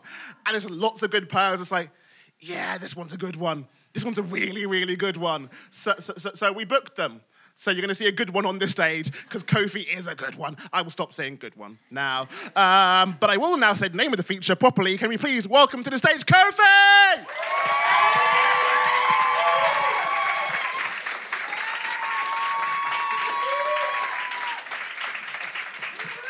Hello. That's so nice. Hi, everyone. Oh, hi. Sometimes mics don't go high enough, but this one does. That's lovely. That is really nice. Hi, everyone. Hello. I've got 5 poems today. My first one, it took me like 4 years to write. It was like one of those poems that's just in your notes app for ages and ages. And then like you go back to it and then you add a line, you're like, oh, it's not good enough. But then eventually you just have to like call it a day because otherwise you'll destroy yourself. So this poem means a lot to me. And it's called This Too Shall Pass, which is basically like my life philosophy and has like got me through a lot of tough times. But it's also like, it really gives you the fear of death because it's like, oh my God, everything will pass. So this poem is kind of about how I like consolidated those 2 concepts. So here is This Too Shall Pass. Since humanity's emergence, we've been battered, beat, and burdened by the tragedy and curses of mortality and impermanence. In other words, we're held hostage by death, decay, and loss, powerless to watch as our days cross from weeks into years, into decades, until one day you look in the mirror and think, fuck, when did I get so old? But maybe transience is at the heart of our lives, our worst days washed away by the rivers of time. So when the waves come crashing again and pull you down, you'll remember that you've learned how to breathe underwater, how to wade through adversity and come out the other side. The whole of you, your trials, your defeats, your ecstasy, they will not last. So hold them dear, even pain and fear, for the whole of you, it too shall pass. It might be that at uni you learn the true meaning of solitude, assuming that's the path you choose to follow through to adulthood. It might be you go straight to work. Minimum wage will hurt at first, but you'll endure and eventually they'll see your worth. Gradually you'll put more money in your savings, travel the world, discover yourself in Southeast Asia and spend a year or 2 working remotely in Germany until you get homesick, move back and find a flat share in Camberwell. You're 28. You're done with clubs, now it's cocktail bars only. But you still get gassed if they've got Friday night karaoke. A friend of a friend really likes the way you hit the falsetto on your Galileo, so now you're talking. I'm getting better. Every time I do that line, I'm just getting better. Not perfect. So now you're talking. They're praising your sensational performance. You realise you've actually got a bit of chemistry. Get deep, start talking physics and philosophy. Play your cards right and single life will be history. Later that night, you'll go back to theirs and study some biology. You're 29. Eventually, you'll learn to find sanctuary in the depth of their eyes, find comfort in their voice and a home between their thighs. They'll force you to watch all 8 seasons of your favourite show. You'll make each other playlists where the titles are inside jokes. You'll do a weekend trip to Amsterdam as a romantic getaway. Get toothbrushes at each other's place. Start calling each other babes. Learn the way they like to take their tea even though you can't relate. I mean, 3 sugars. Are you mad? It's okay. I still love you, babes. You're 32. They don't look at you like they used to. I mean, things are still good, but most weekends they don't choose you. You still don't live together and you don't flirt anymore. Somehow finding time to spend together started feeling like a chore. You've caught yourself fantasizing about being single. I mean, maybe you were happier when things were still simple. You're 33. It's been 2 months since things ended. The wound's starting to heal, but you can't help but remember. You miss their eyes, you miss their body, you miss their mind, you miss their love, you miss their trust, and one more thing you miss, but I can't remember what it is at the moment. To lose all that, there are few pains greater. I mean, how do you turn a best friend into a stranger? The whole of you, your trials, your defeats, your ecstasy, they will not last. So hold them dear, even pain and fear, for the whole of you, it too shall pass. At 36, you'll move up north to afford a mortgage. At 38, your hairline will betray you. But at 42, you'll learn that, yes, you can pull off hats. At 45, you'll buy that thing you dreamed of since you were just a kid, but it won't make you quite as happy as you thought it would. At 48, you'll hear your niece laugh for the first time. At 49, you'll give up on hats. In your 50s, you'll watch your parents live out their last years, but at least Student Finance England will finally leave you alone. In your 60s, the rich will continue to exploit the poor. In your 70s, you'll wish you spent more on Netflix and takeaways. In your 80s, you'll look death straight in the eye and see reflected in its irises the memories of your life, the whole of you, your trials, your defeats, your ecstasy, and they will not last. So here I am, at the end of my life, revisiting the memory of this moment to remind myself to be more present, to step further out my comfort zone, to love without concession, and to always sign up for karaoke, to hold it dear, and to live so hard for the whole of you, it too shall pass. Thank you.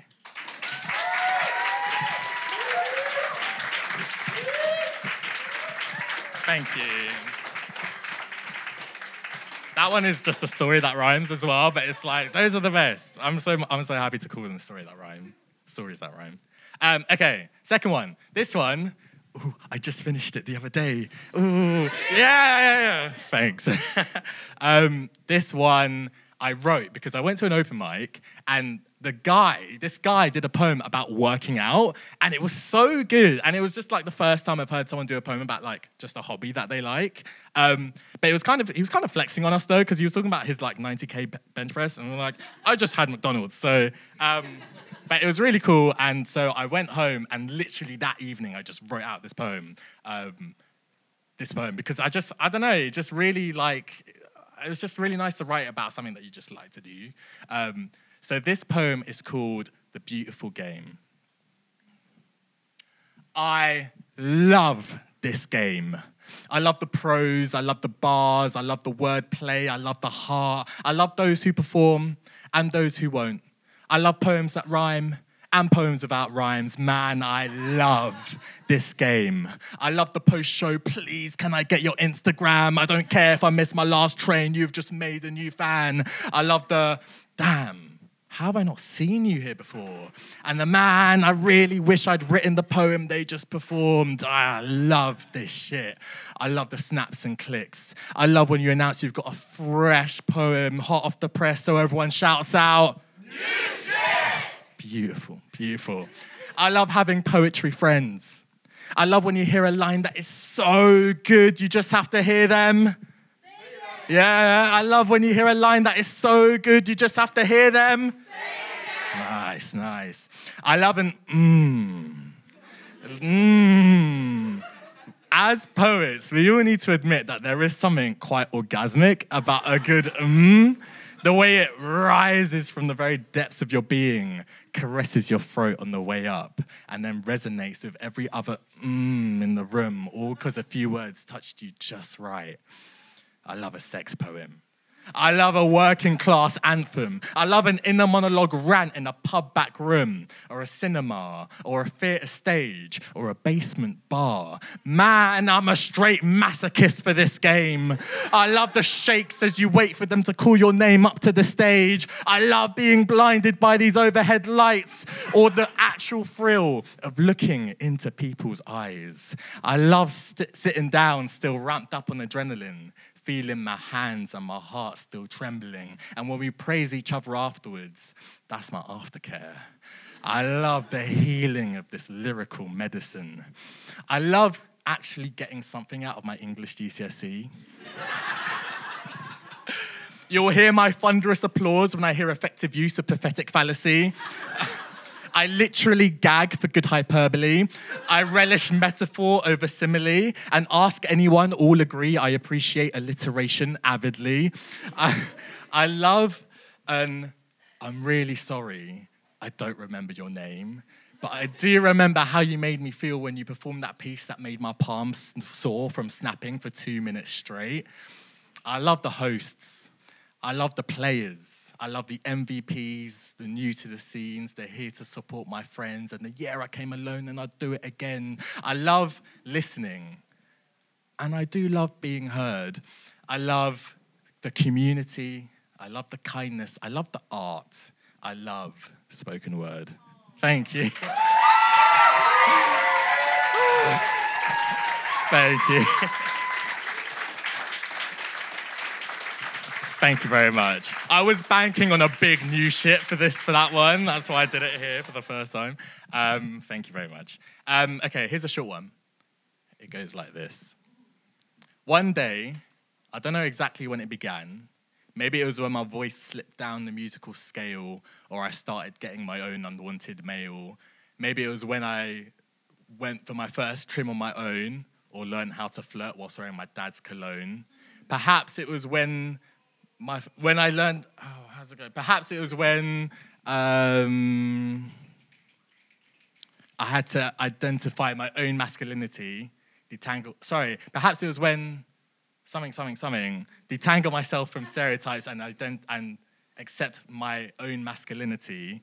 Or maybe it was when my form became a reason to cross the street, or my body commodified into a sexual novelty.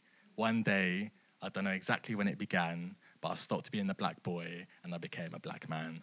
Thank you. Sorry.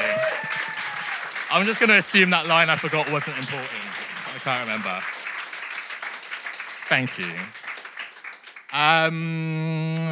This is one that I really like. I wrote this one after lockdown because I was like really privileged and lucky that I basically had the time of my life. Like, I was on furlough. It was like a really nice summer. I was living with my partner at the time, so we were just chilling. I watched like so much TV, and it was just really nice. And then that ended, and then the government were like, everyone needs to get back in the office. Everyone needs to blah, blah, blah. And that was really annoying. So this poem is called Get Back to Work. I guess it's kind of a sing-along if you're in the mood for it, but we'll see how it goes.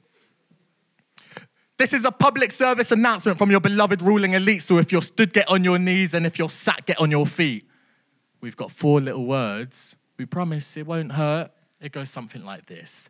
Get back to work. Oh, we know you had your fun over the course of the pandemic.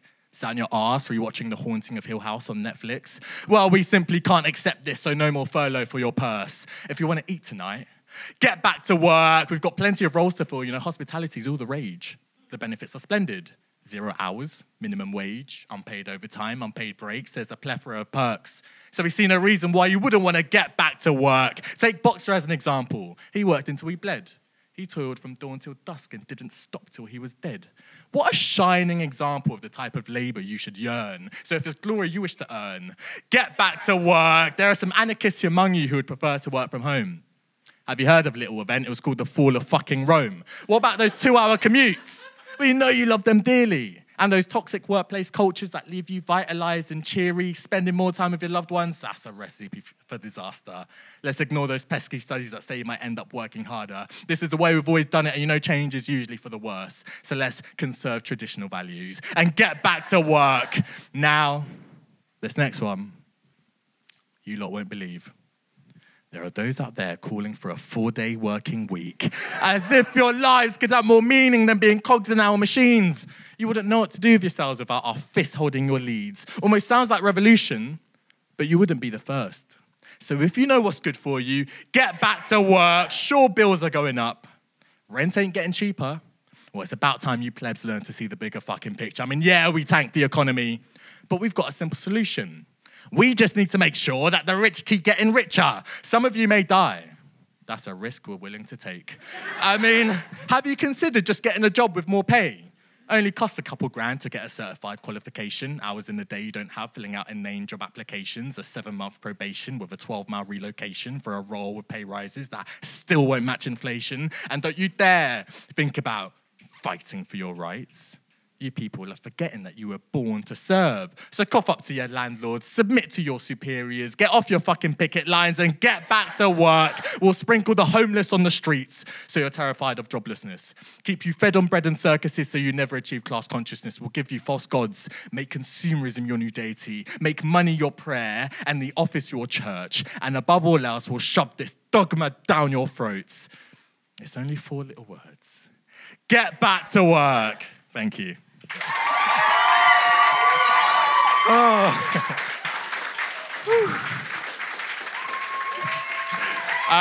Thanks, guys. Okay, one more. This is a love poem. It's a love poem. Oh, oh, we love a love poem. But I wrote it like just after a breakup, so it's, I don't know, a little bit salty, I guess. But it's still a love poem. This poem is called "The Art of Love." I've dug my own grave again. You see, the last time I saw her, she asked me if I still loved her. I told her I wasn't even sure what that meant. She said, "Okay, where do we go from here?" I said, "Maybe we could still be friends with benefits." Suffice to say, I was promptly escorted from her home, unfollowed on Twitter, blocked off her phone. But the final nail in the coffin of me being her man, every image of me systematically cleansed from the gram.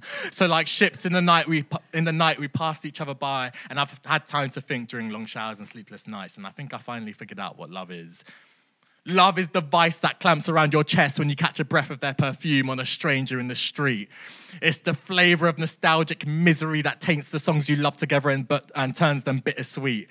Love carved your name into the ridges of my brain. Now your ghost haunts its corridors and lives there rent-free. I mean, you were constantly leaving the kitchen in a state, or complaining about me leaving the toilet seat up. I kept finding your hairs clogging the shower drain, and you used my favorite pan to sanitize your moon cup. But it was a home.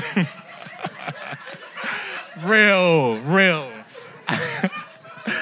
But it was a home furnished with generosity, patience, joy, grace. That actually happened. It's okay. I was fine. I was like, you could let me know. Furnished with generosity, patience, joy, grace, and a lot of shit off Facebook Marketplace. Love meant that your successes were my successes, and it meant that your failures were my failures. It means I'm making breakfast today because you're having one of those mornings where it's just a little bit harder than normal to get out of bed.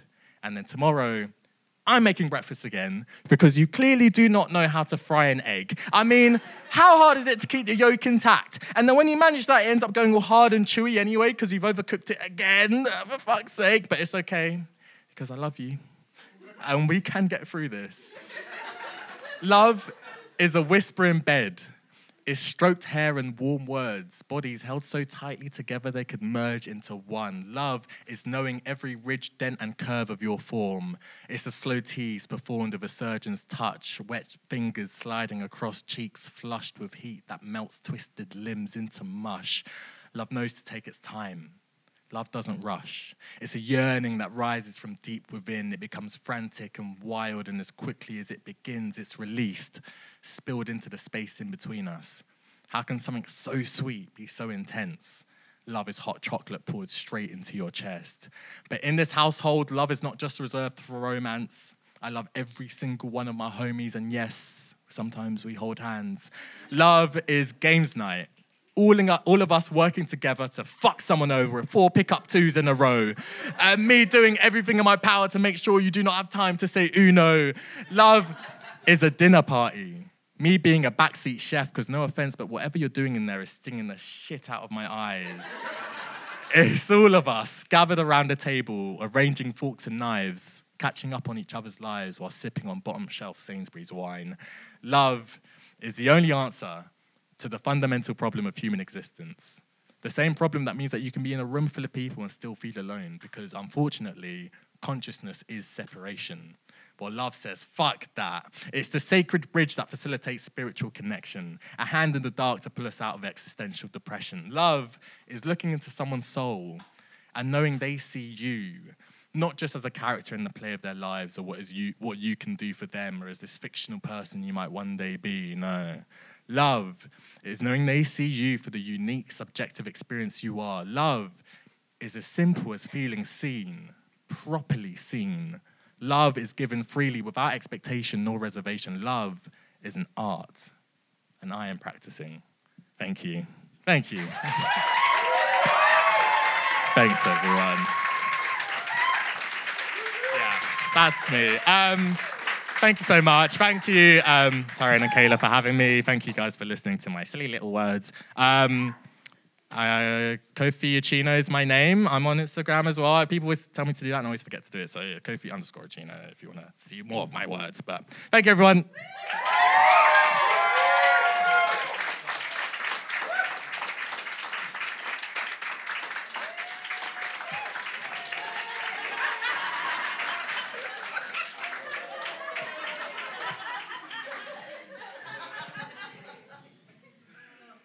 if you're laughing at that, you're anti-Semitic. I'm Jewish. We don't grow that high.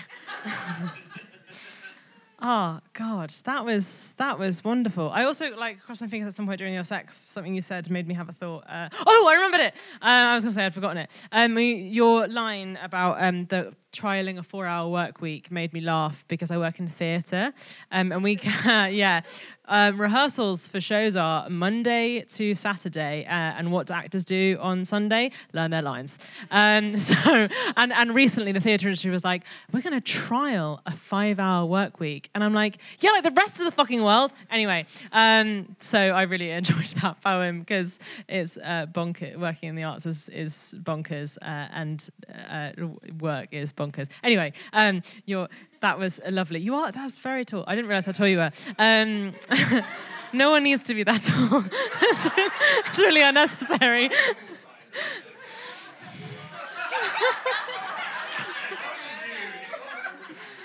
No, that's fair, actually. I understand. One more time for Kofi.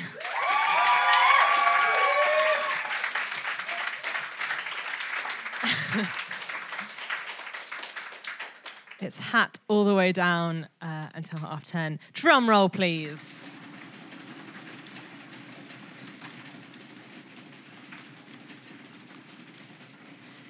Please welcome back to the process, Mike Sarah.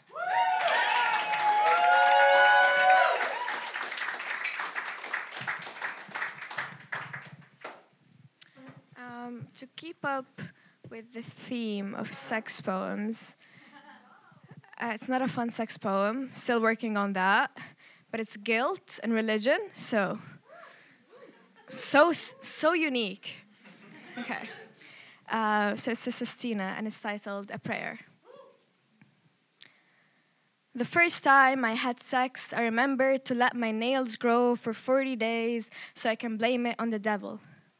My boyfriend didn't understand. They said we should wait until I felt ready.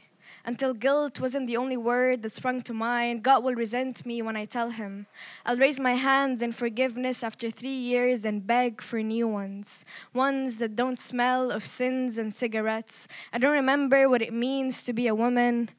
God said women should be pure. Who do I blame when I can no longer be either? Who will share this guilt with me? If I had one more chance, perhaps I can understand, feign ignorance, smother my desires, make them understand that no, I must remain untouched.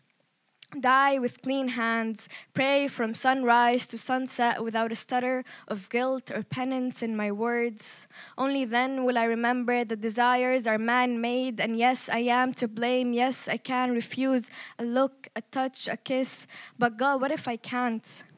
What if I don't want to? God, forgive me for wanting another love. Understand that I too would like to be worshipped. Blame me for yearning time and again with hands yet to be held. Consider me a mistake, then remember you make none. I'm happy to be your guilty servant. Walk your tightrope, swallow my guilt and yours until my abdomen spits out, God is not dead. The first time I had sex, I remembered to forget what they had taught me. I didn't understand the secrecy, the 4 witnesses and a confession, hands tied behind their back while stones of blame tore through flesh and skin. I blame them and you for waiting for blood and guilt on white sheets. I know you think it's in my hands to do as you please, but it is ungodly. I know it doesn't make sense, but understand that I'm trying. I'm trying to remember. So for the love of God, don't blame me. Forgive me, please, and understand I'm only guilty of wanting to be remembered in someone else's hands. Thank you.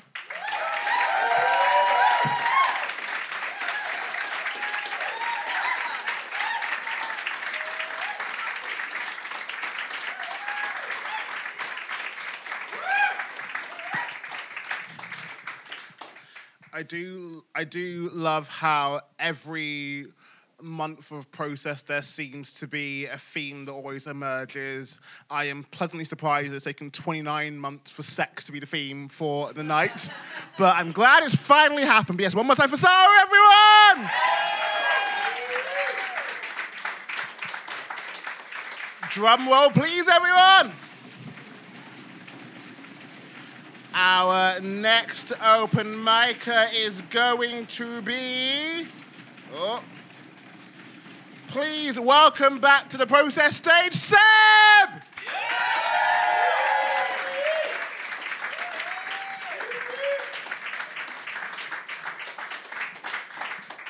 Hi.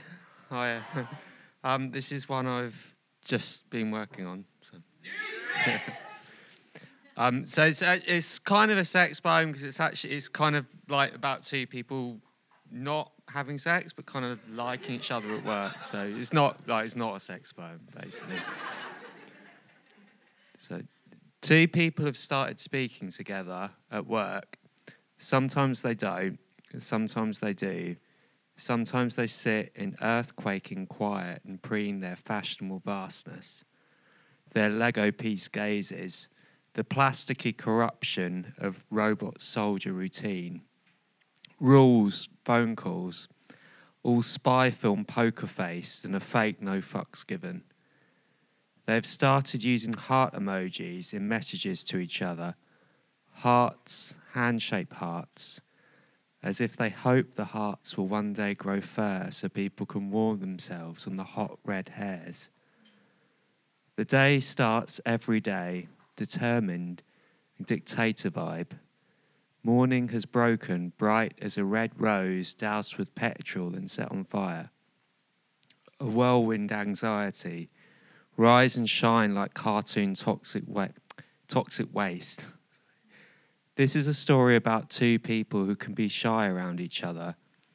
A fake sympathy of office light, alert as bingo players, genetic modification of liking someone. All the caricatured niceness, all the portable facts about each other they pull out when they need to speak. Hormones have no names, only plans. Garrulous catastrophizing of their pessimism. The chat, the slick slander of gossip that glows in the dark of their evening remembering what happened at work. Anxiety and the goose-step vigilance, the thrumming hunger of saber-toothed moths. They work as if they are afraid to not want to work. Both scavengers for praise, both scavengers for talking about the other as if they were a sky-blue oak tree that grows acorns the shape of emeralds. Computer screens watch the two people the way someone would watch a broken TV in the centre of a room. Automatic typing and anti-feeling, they spout jokes as if breathing knocks through the other's smile. Pincushion, prodded, acupunctured by ideas of each other. Gormless dopamine pulses the office with their cottage industry comedy. They talk wonder and Instagrammable work ethic. They act like product placement advertising clones of themselves. This is a story about two people finding it easier and easier to speak to each other until speaking is as easy as falling into a neon sign saying, "Hello, sailor, come inside Brighton's House of Delight so we can take your kidney." Cop a load of that. The ghost hunt curiosity, visionary as replacement eyeballs. One mentions they like Jeremy Corbyn, and the other says they like Jeremy Corbyn too. And it feels like base jumping into a giant womb. Thank you.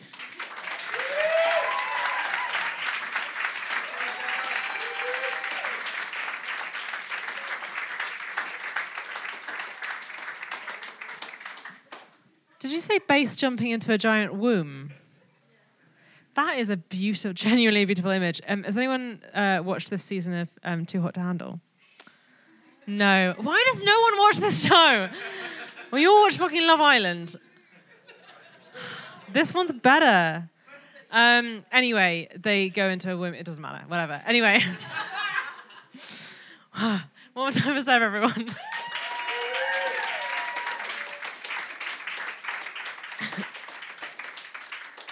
They made the boys do a workshop that was supposed to like return them to a womb and make them be nicer to women, and they like built them like these boxes that were really comfy and like womb shaped, and then they played them their mums speaking to them. Anyway, look, the show is so good. Anyway, Drum roll, please.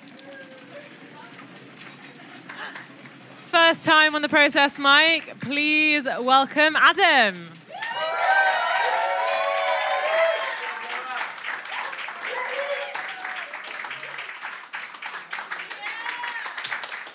Right. Hello. Okay, bit of housekeeping before we begin. If you have a podcast, sorry, this isn't about you. I'm sure you're lovely. This is called Every Fucker Has a Podcast now. All right.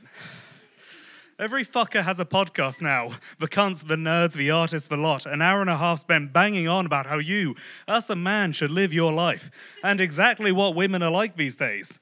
All of them, amazingly. All their reviewing, predicting, analysing, and crawling over every single inch of pop culture and subculture, high and bloody low culture. That's when they're not telling stories of real people murdering other real people. I don't know why they do that one. I really don't know why people listen to it. Anyway. Then we've got episode... True crime phones in. Anyway. Then we've got episode after fucking episode of randoms telling you their dreams. What's your dream meal? What's your dream holiday? What 5 films would you take with you to the afterlife? What would... Who do you want grieving at your wake? And what song would play as the casket rolls into the flames? Oh my God, he said Disco Inferno. What a card. That's hardly appropriate.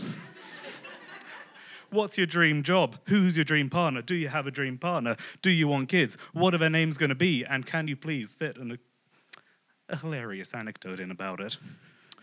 What do you want out of life? Where do you see yourself in 10 years? Do you see yourself in 10 years? I've spent so much time listening to the dreams of strangers. I don't know what I want.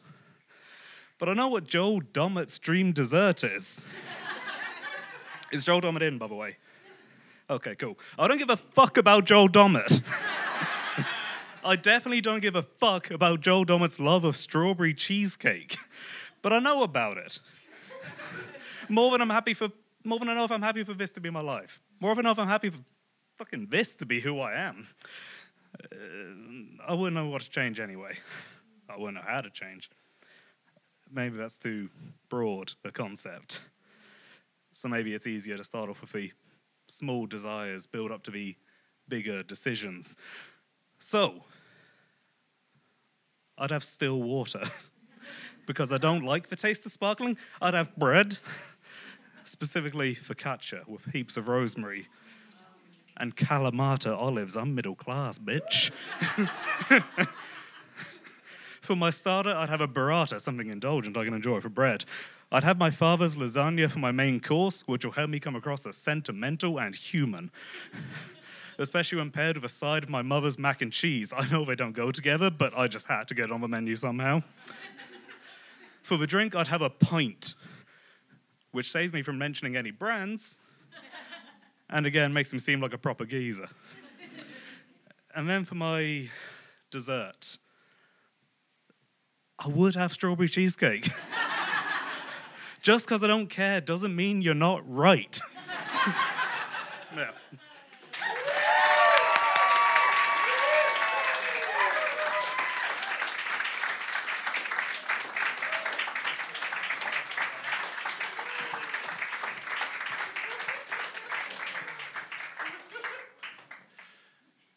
The next episode of the Process podcast comes out tomorrow.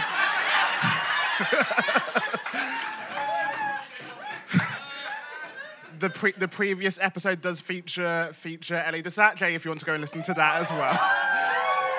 Seriously, one more time for Adam, everyone! Drum roll, please. Our next open micer is going to be... Please welcome to the stage, Mr. Well-Dressed himself, Tim!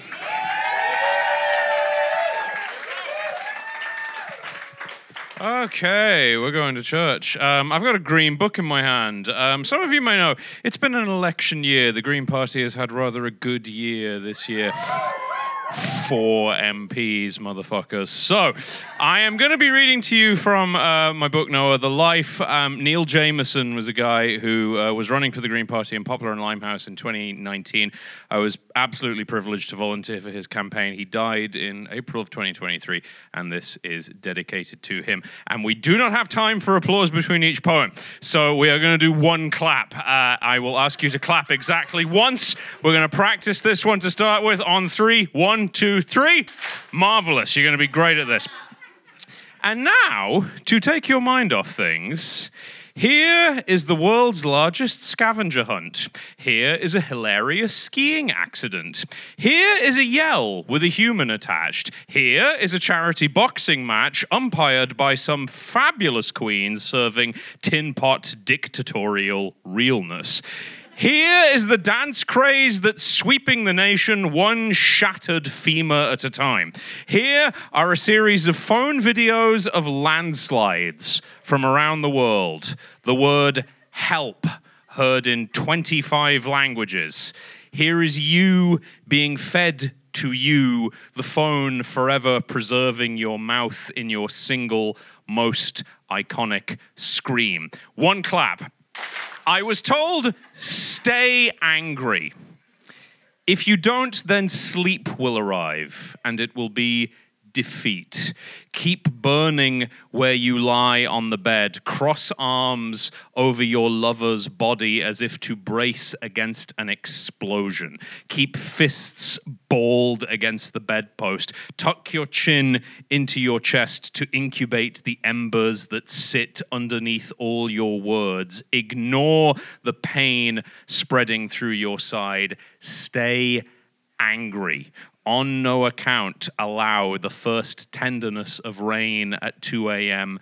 to penetrate you. Even that will unmake you if you let it. One clap. I cannot account for it. You're getting good at this. I cannot account for it. The way this winter sits on your shoulders and shivers magnificently. Your mighty eyes, the way happiness happens. One clap. Dear friend, you stood upright for one life in the peopling daylight and did it for everyone else. And in between the homes you made happen, the living wages you won, the refugees whose welcome you saw through, somehow you cracked me open and I didn't know it until you were gone. And so, to stay accountable to the sun on our backs, to the pavement our feet pray to with every repetition, we keep going through another garden gate, into another church hall, to push the pews back and find a way to mend the desecrated world and the people breathing through it. And you will go there with us. There will be tea and biscuits, or, when the work is put down, a pint for those who need it. Neil, I'm still thinking about you, wherever you are, man. All right. Yeah, I'll take more on that one.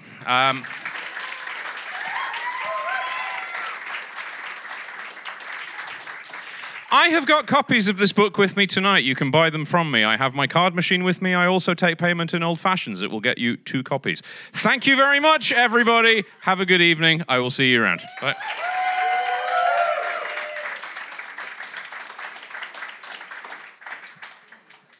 Thanks for sticking to poetry and not doing D&D on stage this time. That was rogue. One more time for Tim.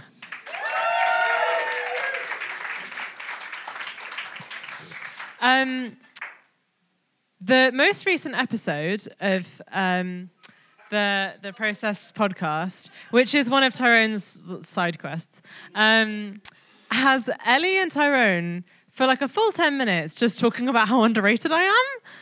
And like, I agree, I'm really underrated. So you should go listen to that. Just so that I'm not the only person saying nice things about me. Yes. What's in my hand? What's in the hat? Drum roll.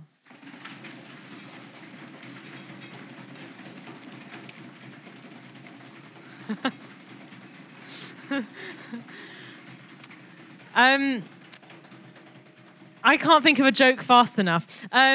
Please welcome to the stage, Alina.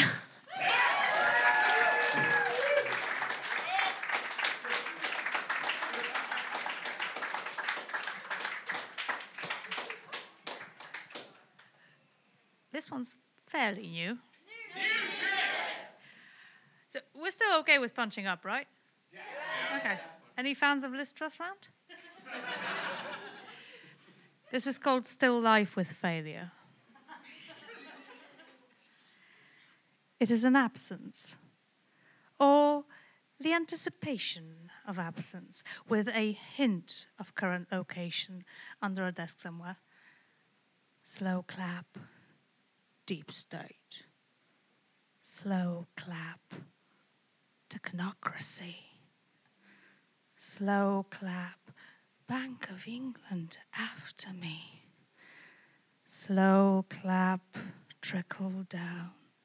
Slow clap, did nothing wrong. Slow clap to save the Southwest Norfolk and stare. The vacant stare of unprogrammed AI. And turn and walk away. Thank you.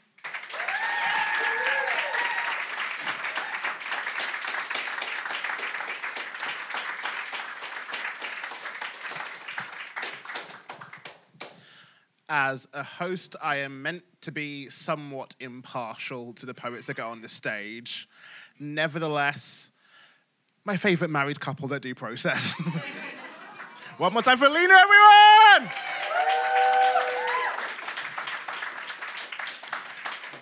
To clarify for people in the room that couldn't track Kayla's thought process, I think Kayla's joke she was trying to think of was, how can I joke between husband and wife coming on stage? Basically.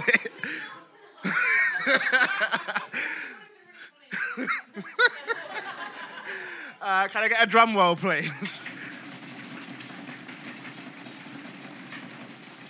And our next open micer is they're going to make the very, very long walk to the stage. I'm not sure if they're going to take off the sunglasses or not, but please welcome to the stage, Georgie!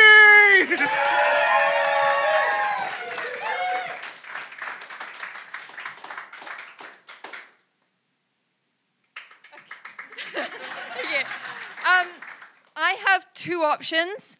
Either a poem about rugby or a poem about people that piss me off.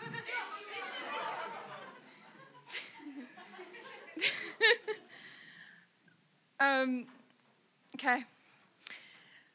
You remind me of pickled onions and kimchi, but not the good kind, the way overpriced hard as rubber touristy restaurant masquerading as authenticity but pretending it's not kind.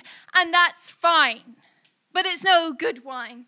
No Sancerre Marsan blend. No 2018 Chateau Neuf de Pape. No, you remind me of mashed bananas. Just kind of gross, a bit tasteless. The objectively worst way to eat a banana. Your avocados that you cut open a day too early.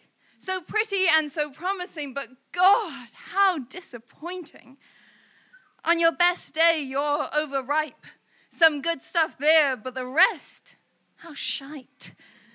You're a muggy day, a vaguely odd bit of rain, spat here and there, too wet to go out and too sunny to stay in. You're a million insults and an annoying number of compliments. You're Heineken and Monday. You're creaky floorboards, but without the ghosts. You're the Big Bang Theory and Garfield movies, and out of all the Chris's, you'd be Pratt.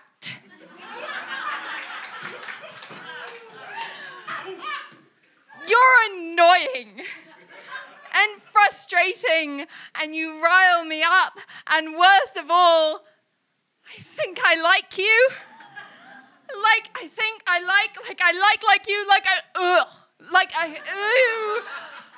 I fucking like you. Like I actually really, God, like I liked you so much I could have fallen in love with you, okay? I like you. You make me smile. even when I don't want you to.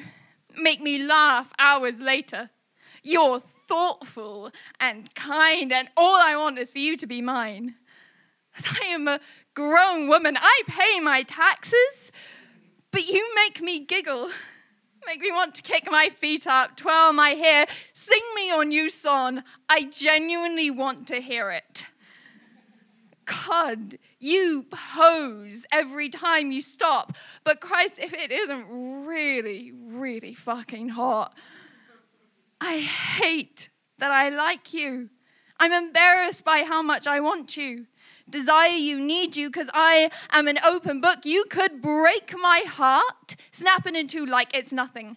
And that is mortifying, terrifying, makes me reel and gag and want to scream. You make me feel like I'm 13 with a crush on a pretty boy. You make me feel everything. And I don't know if that's a good thing, if it's bad or new or just because it's you, or that you are. So tell me you're worth it. My care and affection say I won't let you down, though my gut screams you will. No, don't say show me. Every day and minute prove I'm wrong. Make me glad you're around. Tell my mum, childhood best friend, bright sunny sky. Let me scream that you're everything. Let me say you're rom-coms and meet cutes. You're sugar and spice and everything nice. You're all that I ever wanted, and I'd just be yours. We'd laugh and cry and kiss each other goodnight. And sometimes we'd suck in the way that all people do, but not to each other, not to me and you, because it's true, I like you. Do you like me too? Yes, you're frustrating. I am too, but I don't care about the hustle and stress, because actually you're perfect. Not for everyone, but just for me. So let's give it a shot. Fuck it, let's fall in love. Let's be happy together. Let's turn those earths into aw.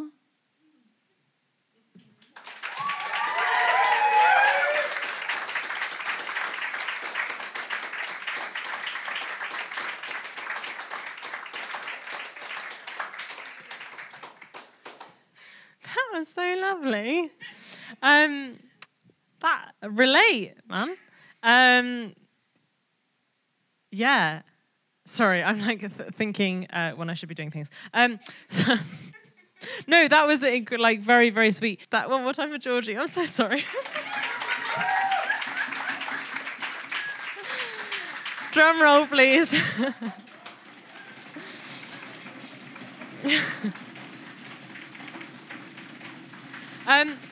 I believe a first timer on any stage. Please welcome Louisa.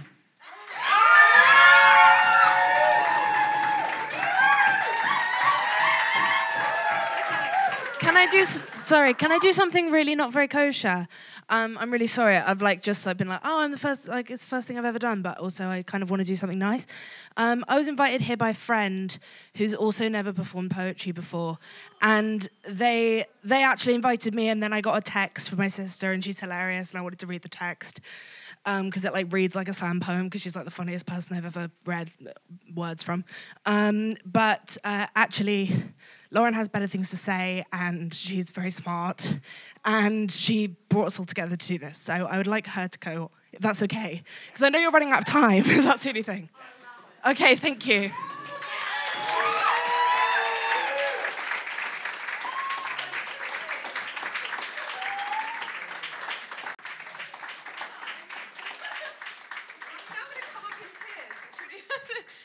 Fuck me, God, I'm lucky.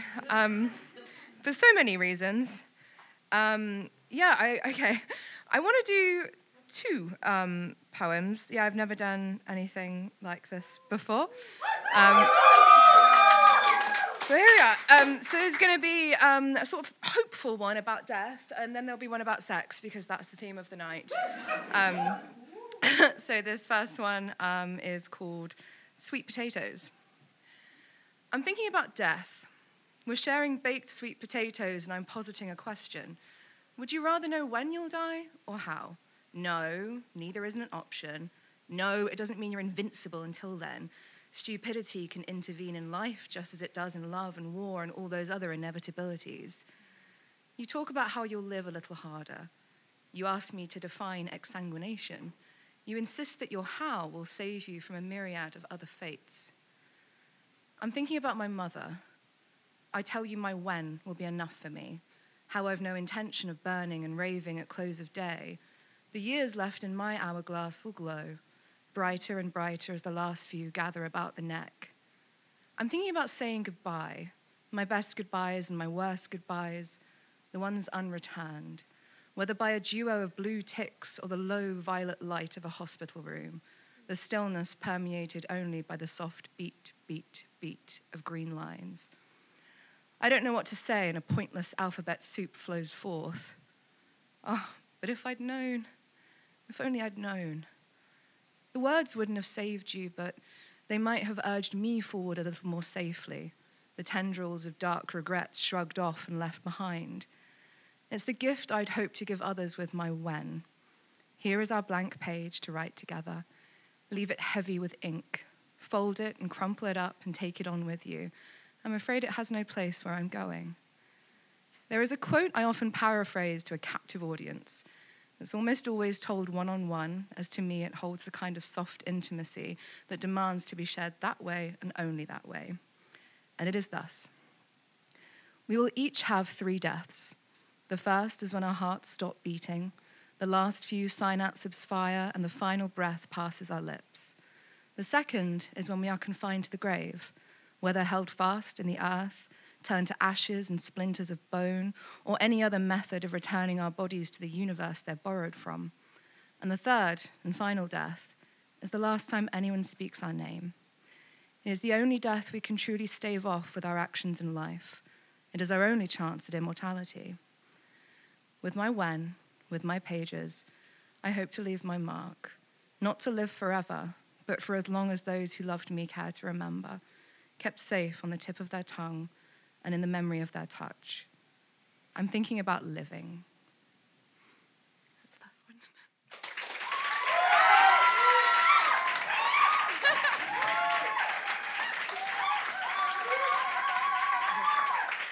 one. Okay. Yeah, and this one is about sex, and this is dedicated to my legion of lovers. Long may we freak people out. This one is called Switch. I want to write a love letter to the view of you from above. Soft light holding you gently, soft hands gripping you hard. I'd sink right through you if I could, carefully sift out your bones and lick them clean. You call me a monster and I beam back. I hope I scare you. I hope my teeth look as sharp and wet as yours feel. Do my eyes look hungry? Lord, the way I starve for you. Lust is a beast whose appetite grows as you feed it. These 7 circles go deeper still, your descent in fits and spurts, enduring some steps with gritted teeth and shuddering breaths, floating through others, steady, light and whole. This corruption is sweet, your blood is sweeter still, and I have never felt safer than I do in your cage. Please tell me my tears nourish you as much as our bread. Need, need, need. All my bruises are shaped like your fingerprints. I pour at them in the mirror, squeezing handfuls of kaleidoscopic dough and watching the colors shift. Until next time, my love, the memory will keep me fed.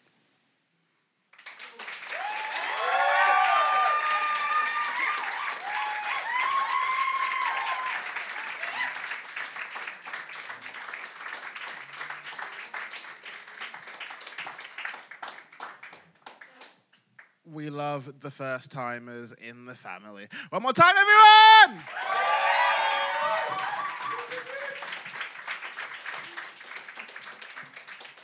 Given that the now official theme of tonight is sex, no, we've had sex adjacent, not actually had sex directly as the theme, I think, the whole night.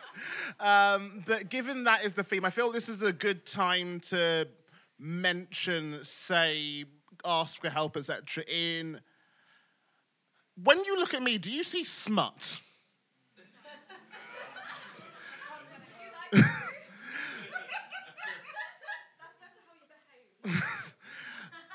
I have been contacted by a friend of mine who is looking to bring a night back to London called the Smut Slam.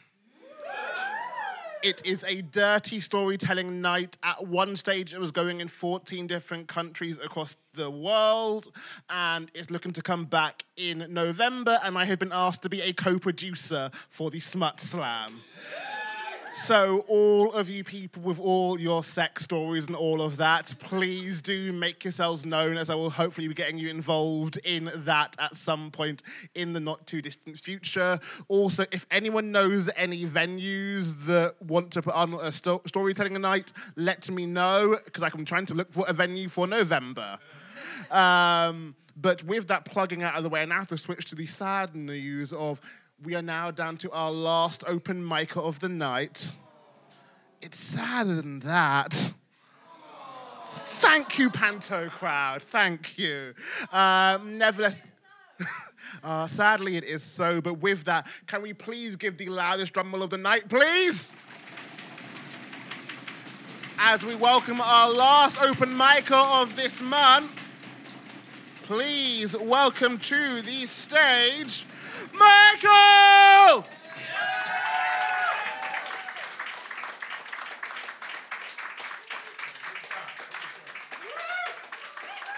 Hello, gorgeous people. How we doing? Me cool? Yeah, man. I ain't got no sex stuff with me. Shit. I'm really sorry. I did have a crazy one with some weird shit about her being posh and me being poor. Wanted to spit in my face, throw money at me and fuck off while I tied it to the bed, go to the pub, drink a couple of... There's a lot more stuff.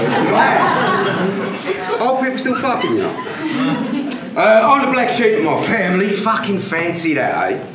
And this is about me being a misfit amongst the people I grew up with, because I love books and thinking and talking about stuff like everything, which ain't cool in my manner. And I'm a little neurodivergent and odd, and think unusually. But in a way, and I'm smarter than them, but in a way that doesn't make money, and that really fucks them off. And they seem to think I've floundered in life on purpose, and they've punished and ostracised me there, and it's fucking nasty, man. I've got a bit of neurodivergence, and they've fucked me around. And anyway, this is called Too Clever for Your Own Good, Boy. My fantastic gymnastic synaptic elastic. They tell me, if I can find this bit right, so excuse me. They tell me I'm so cockeyed, cockney clever, and a useless, crazy, sick, tragic way that will only bring pain that twists and turns and burns on itself. History cannot be said to entirely disprove this assertion. They tell me either I'm sick and mad or cussed and bad. They say my waking thinking thoughts are more trouble than they are worth. They should see and come somnambulate with me in my fucking dystopian dreams and dark nighttime terrors. But when I point out that they also say my thoughts are worth nothing, they're more trouble than they're worth, i.e. nothing, might well equate to very little or no trouble at all. And they say, there he fucking goes again. That's exactly the shit we're talking about. What's he on about now? Cocky, clever bollocks, can't make head nor tail of him. And I crawl back in. Cowed and crushed. Because I don't know, maybe they're right. I am a bit of an odd mark. And they say to me, and I do think a bit different to them, and I'm a bit different, thank fuck. But we can't all be wrong, they say. And I feel the weight of that. And I start to lose my nerve, and I think, well, I guess if all of them say I'm wrong, and it grinds you down, having to justify it just to prove the other way you do. And I walk on the eggshells of them doing their best to catch me out. I can't keep count of all the connotations of all the conversations we call or recollect the robust arabesque of all the random, raging, rampant ramblings, the rascalating, roaring and rollicking resonance that was heard and occurred around the ragged ramparts of my raddled brains rancid remnants. And I said, what? They just don't get me. Do you get me? So I said it again. I can't get count of all the connotations of all the conversations. We call it recollect the robust arabesque, all the random raging rampant ramblings, the rascalating, roaring and rollicking resonance that was heard and occurred around the ragged ramparts of my raddled brains rancid remnants. And that didn't really fucking help, to be honest. But no, man, they just don't get me. Do you get me? But I do get the one very scant consolation that occasionally visits the fucking lonely and crazy that no one else gets to see. Like my own Aurora Borealis, but just occasionally. I forget what they told me about me. I believe in my version. And I think free. And catch a glimpse and see, unashamedly, all my beauty, unbound, trembling, even now, with possibility. An authentic, unfettered free. At least for a moment I see, old as I may be, that my fucking fantastic gymnastic synaptic elastic is still defiantly twanging at me. Bless people, thank you.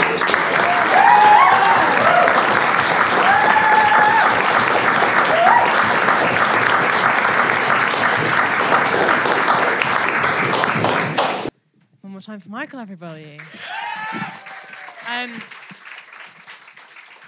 Also, I will not be making a habit of allowing people to give up their slot for specific other people. No, you're fine. No, it was a very impassioned speech and a plea to the masses. I respect it greatly. But also part of the reason that I agreed to that was that I have, I think half the people that are here tonight are here because Lauren dragged them. But that is also because, well, it doesn't matter. But also, I have begun to know Lauren very recently and have seen her as a community builder and a bringer together of people in a way that that seems quite magical from afar. And I thought that was something quite special and necessary to have on this stage. So fuck the poetry gods. I am the poetry gods. Sorry. You talk now. Have you had a good night? That is our last feature night at Rule Zero. Aww. I'm tempted to do Panto, but no, I'm not going to do that right now. But again, thank you all for coming down. Thank you all for all our open micers who got on this stage. Can we get a round of applause for all open micers?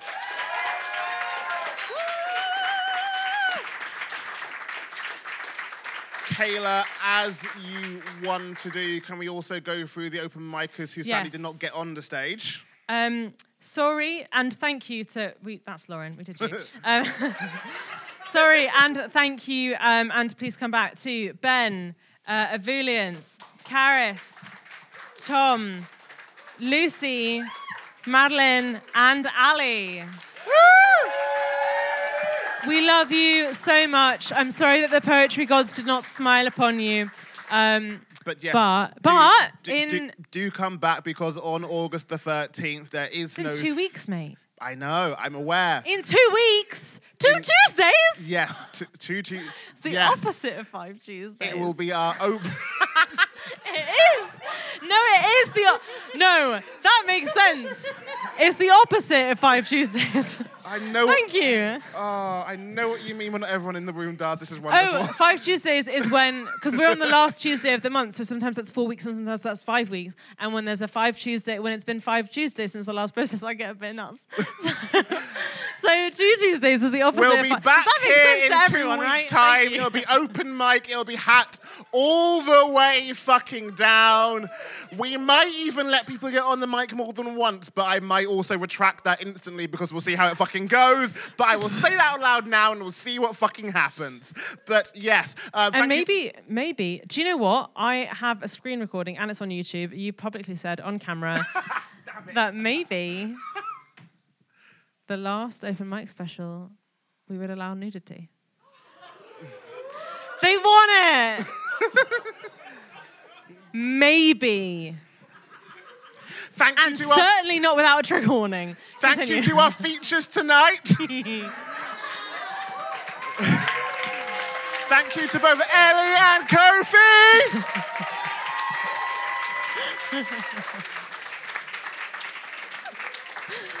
We will still have one more night to say it, but nevertheless, thank you to Rule Zero and all of your wonderful staff. I don't see Della down here, but yes, thank you, Della.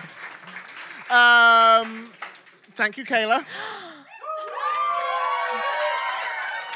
Thank you, Tyrone. I love you so much. This has been a process. That's it now. So we'll end it in the age-old tradition I like to end every single process on. We love you all. Now fuck off. Bye.